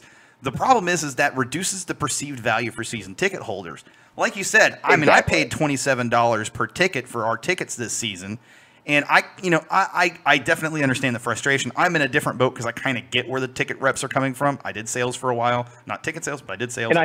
And I understand that completely because they want to fill seats. But after a couple of years or being a season ticket holder, you get the experiences. You go to Dave and Buster's, you exhaust all of those kind of means at a certain point. But then at one point, you're like, okay, I've already done everything. Yep. I've done a tour of the stadium. Yep. Complete up and down. I've been in almost every single room in that place. Completely, I have. So, there's my son a couple games ago got a full kit and walked out on the field with the Dynamo players. Mm-hmm. What else is left to do at a certain point? Absolutely. We travel out of town to go to games, and I got my 10,000 Orange Rewards points that you can't use on anything.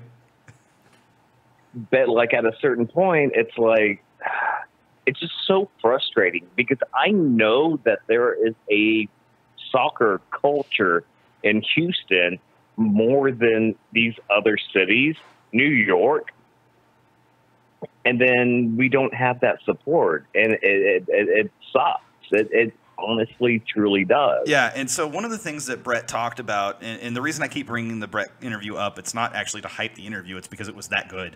But he pointed out a couple of things too.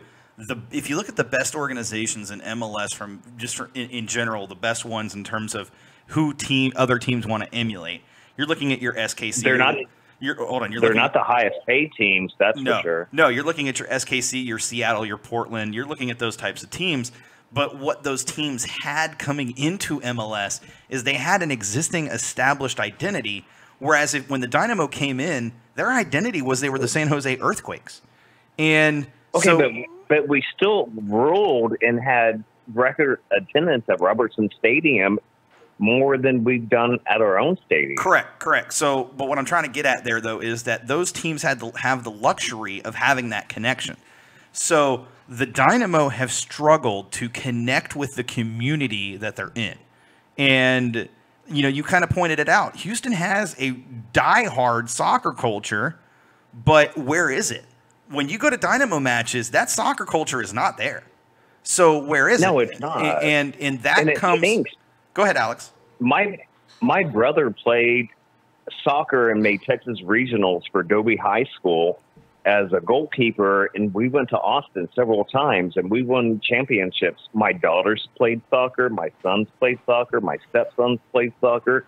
We have a huge soccer culture here. Yep. One of the disconnects is people that have lived in Houston and have been raised in Houston, they'll support other teams beyond their own home team. And that's kind of a travesty, I think. And Brett mentioned that as well. He said that, and I'm going to use the Liga MX example here because I think it's important.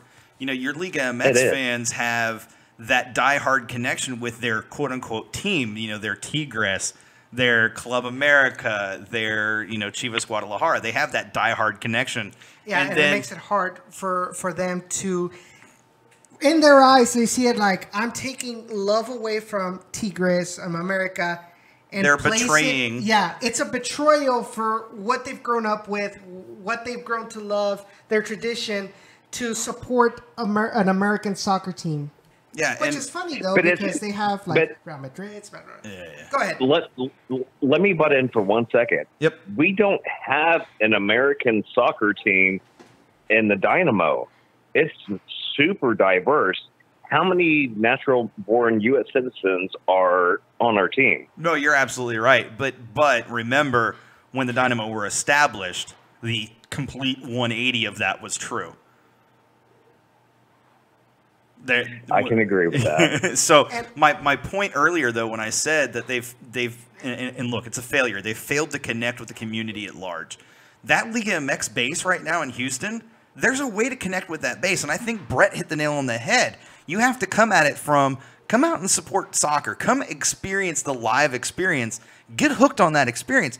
Come support the team that is in your home, your city, the place that you're at right now. It's not a betrayal. Your home team. It's not a betrayal of your love for your other team. You can't go watch them live unless you spend a couple $1,000 to go do it, or a few $100 if you take the bus.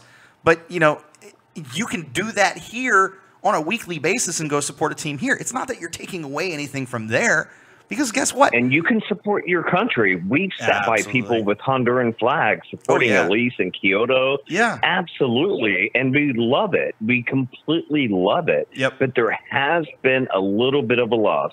I'm going to give one example, and I don't want to upset anybody. Do you know who Webb Tilton is? Oh, absolutely, yes. Okay. He tried to call and email his ticket rep and didn't get responses for months. He did not have an assigned season ticket holder representative, and he has been a season ticket holder since the first year at Robertson Stadium. Yep. That's an issue. Yeah, no, and I've said it before, and I'll say it again. There are issues in the front office, and I don't discount any of those issues whatsoever. And there is a lack of accountability on those issues. I think that there's a lot of fans that like to focus on the on-field stuff, but in reality, the biggest issue facing this team is not the team as it's been constructed. It's not the general manager. No. It's not the coach. It's the support from the front office when it comes to sales and marketing. And it's not even really sales per se. It's marketing. Marketing has been the biggest failure of this team since day one. No, it has. And the thing is, it takes money to market. So yes. I don't automatically fail the sales crew and the ticket reps, because I do honestly believe, like, my season ticket holder representative, I do know she takes care of everything, but you have to have a certain amount of money to support. Like, for example, how many games did it take for me to get my name after spending $2,000 between my wife and I on the seat? And that was the most exciting thing. I wanted to take my 10-year-old little boy, so he saw his name on the seat. Like, absolutely. And it didn't happen until like a third way into the season. Yep. No, agreed. And there's things like that. If you look throughout the season, there's things like that where, it's. And I'm going to say this, and then I'm going to put a caveat to this, but it's almost like the front office, their first focus is the money, and it's not on the fan, and it's not on the fan experience, and it's not on, how is this going to be perceived by the fans? And Brett mentioned that too, that, the best clubs in MLS, the teams that have the best followings in MLS, your Seattle, your Portland, and your SKC, their first thought when they make decisions, whether it's ticket prices, discounts on tickets, game day stuff, giveaways, whatever it may be, sponsors even, the first question they ask when they're making a decision is, how does this affect the fans? And would they want us to make this decision? Would they want us to do this? And I don't perceive the Dynamo as approaching things that way in my experience. And I've been around since day one as well. I was there in Robertson. I was there when BBVA was opened, and I've been there ever since. And I, as a fan, and I completely agree with you, that I feel like as a season ticket holder, my value as a season ticket holder is viewed no more valuable than an individual game ticket purchaser. And in fact, sometimes I feel like they take it for granted that I've already paid this money up front, so now they don't have to do anything for me until the season's over and they need me to renew my tickets. Now, I say that, and I said I was going to put a caveat to this. Hold on just 1 second, Alex. I said I was going to put a caveat to this. I have a fantastic ticket rep who is now Webb Tilton's ticket rep. He was not his ticket rep before, but he is now Tilton's ticket rep, and Tilton likes him, by the way. I talk to Tilton all the time. But Julio has by far been the best ticket rep I've ever had, and I've only had 3, which has been a blessing to me. But my ticket rep goes out of his way to call me and just find out how things are going with me personally. He makes me feel valued. He's the reason why I continue to pay for season tickets and not just go buy individual tickets to every game or use a media pass to get into the match and not have to pay at all. I would rather sit in my seat because my ticket rep goes out of his way. If I bring somebody new to a match, and I let my ticket rep know, he's going to get me some kind of experience that I can't normally get without paying for points, and I don't have to pay points for these. And, he'll take me back to the rally tunnel, or he'll find a way to get us involved with the flag walkout, or put the ball, Cisco got to take the ball out, walk the ball out, and Cisco said that was one of the coolest moments he's had. Cisco got recognized for 100 matches, home matches in a row, and being Mr. 100. I mean, things like that. That takes an engaged, passionate, committed season ticket rep who's willing to be that involved and invested in his ticket holders. And I feel like Julio is a dime a dozen when it comes to that sales office. And it's not something against the sales office, because 90% of the employees that come into that sales office come in there with the intent of only being there for 1 to 2 years. It is hard to create relationships that are lasting and long-term if you're only going to be there for 1 to 2 years. It is time. And most of them are internships. Absolutely. Most of them are internships. Absolutely. And it's because the Dynamo do not invest in their salespeople, in ticket reps, to make them feel valuable. I have heard how they treat their ticket reps, and that is absolutely unfair to the ticket reps. These guys are treated like interns. If you're going to treat somebody like an intern, don't expect them to be anything more than an intern. Don't get me started, Alex. It's like a numbers game at Telenetwork. So you know how that goes. I 100% know. I will say one thing. There was an intern that came straight out of college, and he sold me. Well, I'm his first season ticket. Yep. That he sold us, and Darren Simmons is a stand-up guy, and he's awesome. And he manages sales, but he's not a rep like throughout the season and everything like that. Yep. But I will tell you, this dude comes to our seat every time he sees us. He runs over, but he is only responsible for sales. Yep. So, but he still knows who we are, and as soon as he sees us, he runs over, and he's awesome as can be. We've had 3 different direct reps over 1 year, which is kind of crazy. Yeah, so. Yeah. I can tell you, and I'm going to say this because I do want to give a shout out to the Dynamo for this. They have a new director of customer service, which is really what the season ticket reps fall under. Customer service. They fall under the service department because it is a customer service position. And so they have a new director of customer service, and he is making pretty strong changes, which is good to see. And he has this the one that introduced himself to the new season ticket holders thing at King's Court? I don't think so, because he just started not that long ago. So I don't think it's him. Okay, this was like 2 or 3 months ago. Okay, yeah, I'm sorry. It might have been him. I don't know. I wasn't there, so I can't say one way or the other. But I can tell you they've got a new one. He did start recently. That could have been him. I don't know. But he is passionate, and he is engaged, and he does want to get to know everybody, and that's what he encourages his ticket reps to do and to be.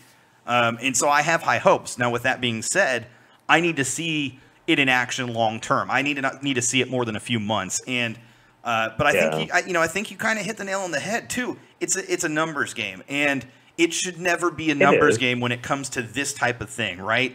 It should be, season ticket holders. The problem is if they don't feel valued, what is going to happen? They're going to leave. And then you're reliant more on individual game tickets, which means that now you're going to push into selling more individual game tickets. You're never going to recoup that season ticket holder base if you continue to make them feel less and less valued. Our season tickets are in 228D. We're 3rd and 4th on the inside aisle. Mm-hmm. We've been to almost every game. There's only been one time that it was young people that apparently didn't purchase these tickets, but they haven't gone to a single game, and there's one name on them. That's embarrassing. That stinks. That's in Webb's section, and I love Webb Tilton. He's an awesome guy. He promotes so much stuff. He is a diehard fan. Balloons everywhere. I mean, it's just crazy. No, absolutely. And it's those fans, right? The fans that are giving it, giving their all, if you will. It's those fans that are the identity of the team. They really are. And if you are not engaging with your identity, you're going to lose that identity. And I think that's really what it comes down to. And anything else to add, Alex? We're gonna let you go. Unless you have Yeah, something else on that. I'm gonna ask one more thing, and I won't extend too much on this. But what are y'all's opinion of officiating and Cabrera getting punished and all this stuff? I can look at a game and watch a game and be in person in a game, and I can say, "Oh God, Kyoto should have got a yellow for that." Oh yeah, absolutely. But it comes to a certain point where officiating has, at times, 10 minutes of stoppage. Like there's certain times. So quick, like I said, I won't keep y'all that much longer. But what's y'all's opinion on that? Because some of it, like I've walked out of the stadium with my head down, and I truly feel like we have been mistreated.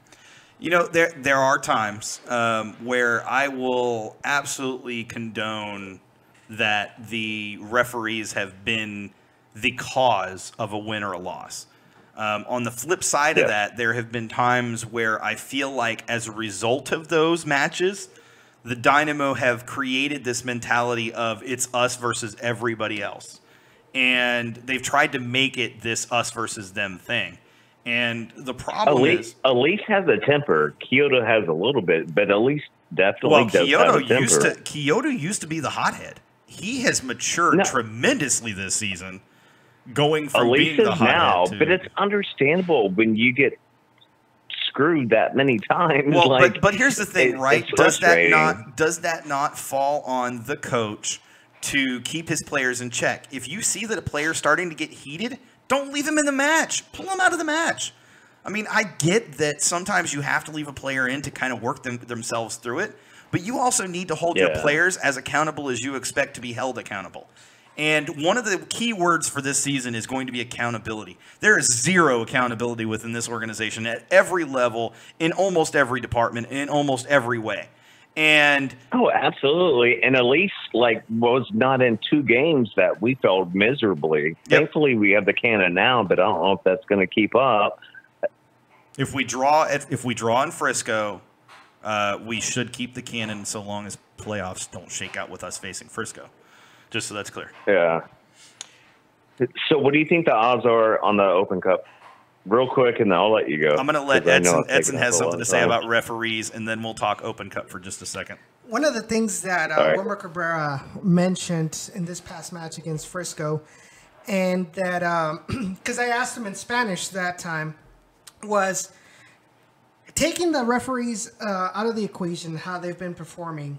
What did he do that was different with the players to get them to be concentrated in such a heated match, such as a Texas Derby? Yeah, the Frisco match. And one of the things he said was, I drilled into my players that in the end, it does us no good to play with 10 men, to play with 9 men, and so on and so forth. Yeah. We need to have some accountability on our end to be more level-headed, because in the end, if we fall into the trap of the other team that knows that we have the reputation of being hotheads, and we get a player sent off, then it's totally going to ruin our game plan. Yeah, absolutely.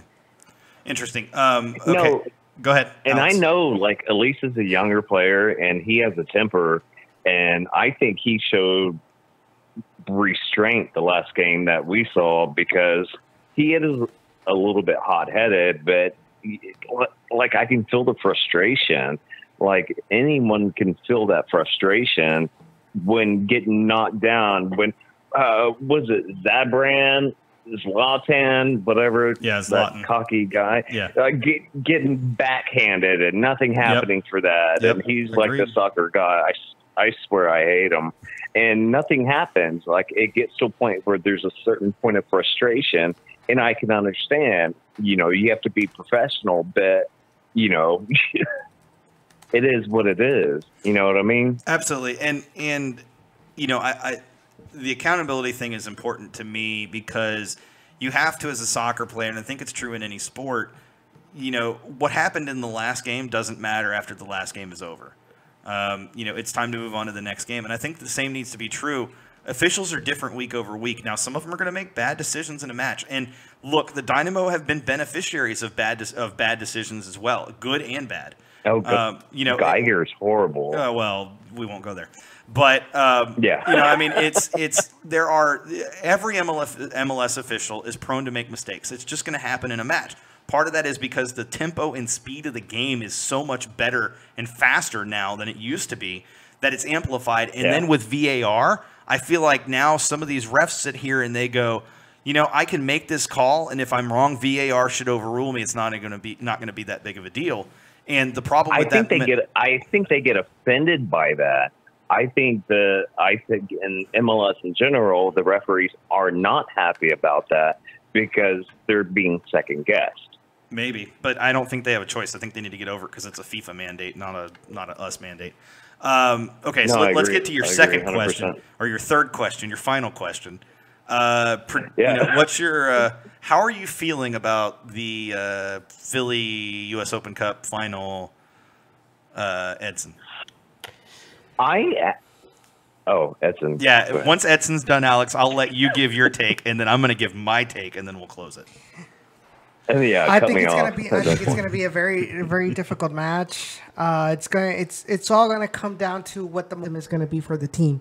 I think if the team is gonna be coming in on some negative results, it's gonna have a really negative impact on this game. We also have to see obviously what Philly does, but I think right now, I think this might go to extra time. Or, I think this is not going to be won. This game's not going to be won in the 90 minutes. Okay. Alex? I'd love to have a PK shootout with Big Joe. No, my heart cannot take another one of those. What happened with the last time with Joe Willow? Okay, so here's my opinion. I know that I love Cabrera. I think he's an awesome coach. But I think he sort of knows that we're out of the MLS Cup. Yeah, like it is what it is. It sucks. It completely sucks. But it would be super, super nice to go up into that club and see another trophy and get in a CONCACAF. That's my opinion. And that $300,000 doesn't hurt either. No, absolutely not. And I think that he's probably, in my honest opinion, I think he's probably grooming more for Open Cup than I'm not confident on tomorrow's match. Like, I'm not. And it sucks to say, but I'm just not that confident. I'm going to watch it and we'll see what happens. But if we could get an Open Cup, that would be beautiful. And it would be some redemption. And I think we have a really, really good chance. Ronaldo, came out of the work from nothing and he produced something really pretty. So I'm super happy about that. So my take, and I'm going to keep it very short, we're going to win it in 90 because this team, when they're on, is like no other team in this league.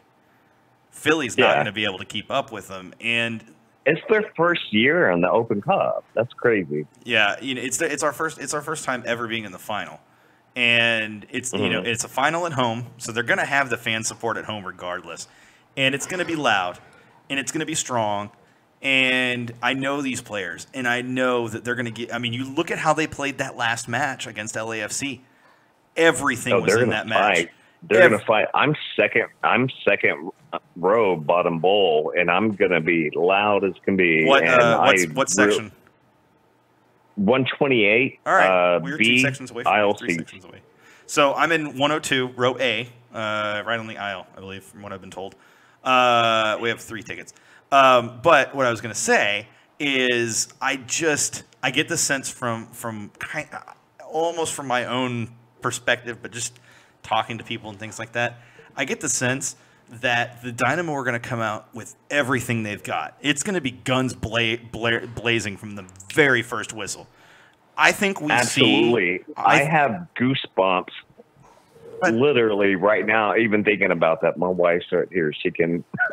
I am so excited about this, and I think we have a really, really good chance, and I think it's going to prove team's worthiness and Cabrera as a coach, and I'm so flippin' excited. Absolutely. Beyond belief. And I hope the Dynamo maximize this opportunity, show MLS, show everybody that, look, we might have struggled in MLS this year, but we're still a team to be reckoned with. We're still a fantastic team.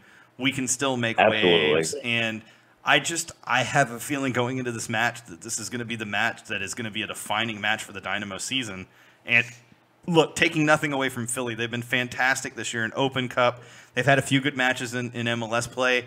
But I just think that Philly is coming against a team right now that needs this. I don't feel like Philly feels like they need this. I think they feel like they want this. Dynamo we're hungry. This. Oh, we are so hungry. And I am just... We are so hungry, and I think we're going to put everything on that. I'm so excited for this game, and it's going to be crazy.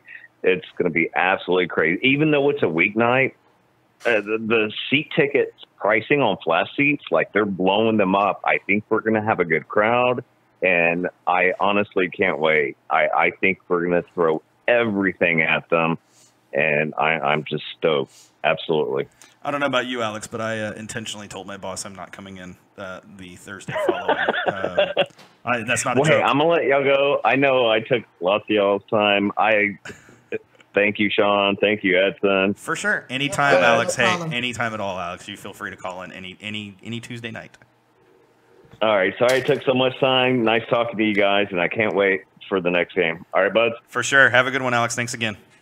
Good night, man. You too. Thanks. Bye. So, see, guys, when you call in, we have 15 minutes of hour 3. This is crazy. When you call in, we're not joking about giving you the floor. We gave Alex, we were ready to go off air, by the way. So, good timing, Alex. We gave Alex a full 40 minutes of the show. Literally just said, Alex, the show is yours. And so, guys, just know when we say this is your show, we mean it like way more than we could ever express. You call in, it's your show. Now granted, we may not give everybody 40 minutes, but we'll give you we'll give you time to talk. I just appreciate Alex for calling in. Thank you, Blues, for calling in earlier. Again, thank you, Brett Zalaski, for coming on and for talking and sharing your insight and experience. I think that really that interview, look, if you've made it to this point, you should probably have listened to that interview, but if you somehow skipped that interview for whatever reason, do yourself a favor, go back and listen to that interview. It's the 30-minute mark of this show. It was fantastic. With that being said, we have 15 minutes left. I'm going to go ahead and just cut it here. Let's go. We'll hashtag make it 2.45 or 2.75, 2 3/4. I'm done. I need to go get a drink. I'm thirsty. But guys, thank you for tuning in. Make sure you like and share and subscribe to the video. Make sure you subscribe to the channel. We hit the 100 mark, as Edson mentioned. Yes. Woo! Which means we get the custom URL. The new URL is youtube.com/c/down in the valley. youtube.com/c/down in the valley. That's fantastic. So do us a favor, bookmark that URL. We'll share it out on Twitter. We'll share it out on Facebook to our friends. Share it out on all the social media platforms. Again, a huge thank you to Soccer for All and Keeper Notes for the $30 gift card that's going to Blues. Huge thank you to Texting Army for giving away those 2 tickets and bus passes. And what else did we give away? Did we give away anything else? No, that was it. That was it. So it's been a fantastic week, guys. Again, thank you very much for tuning in. We also did give away 3 hours of our time.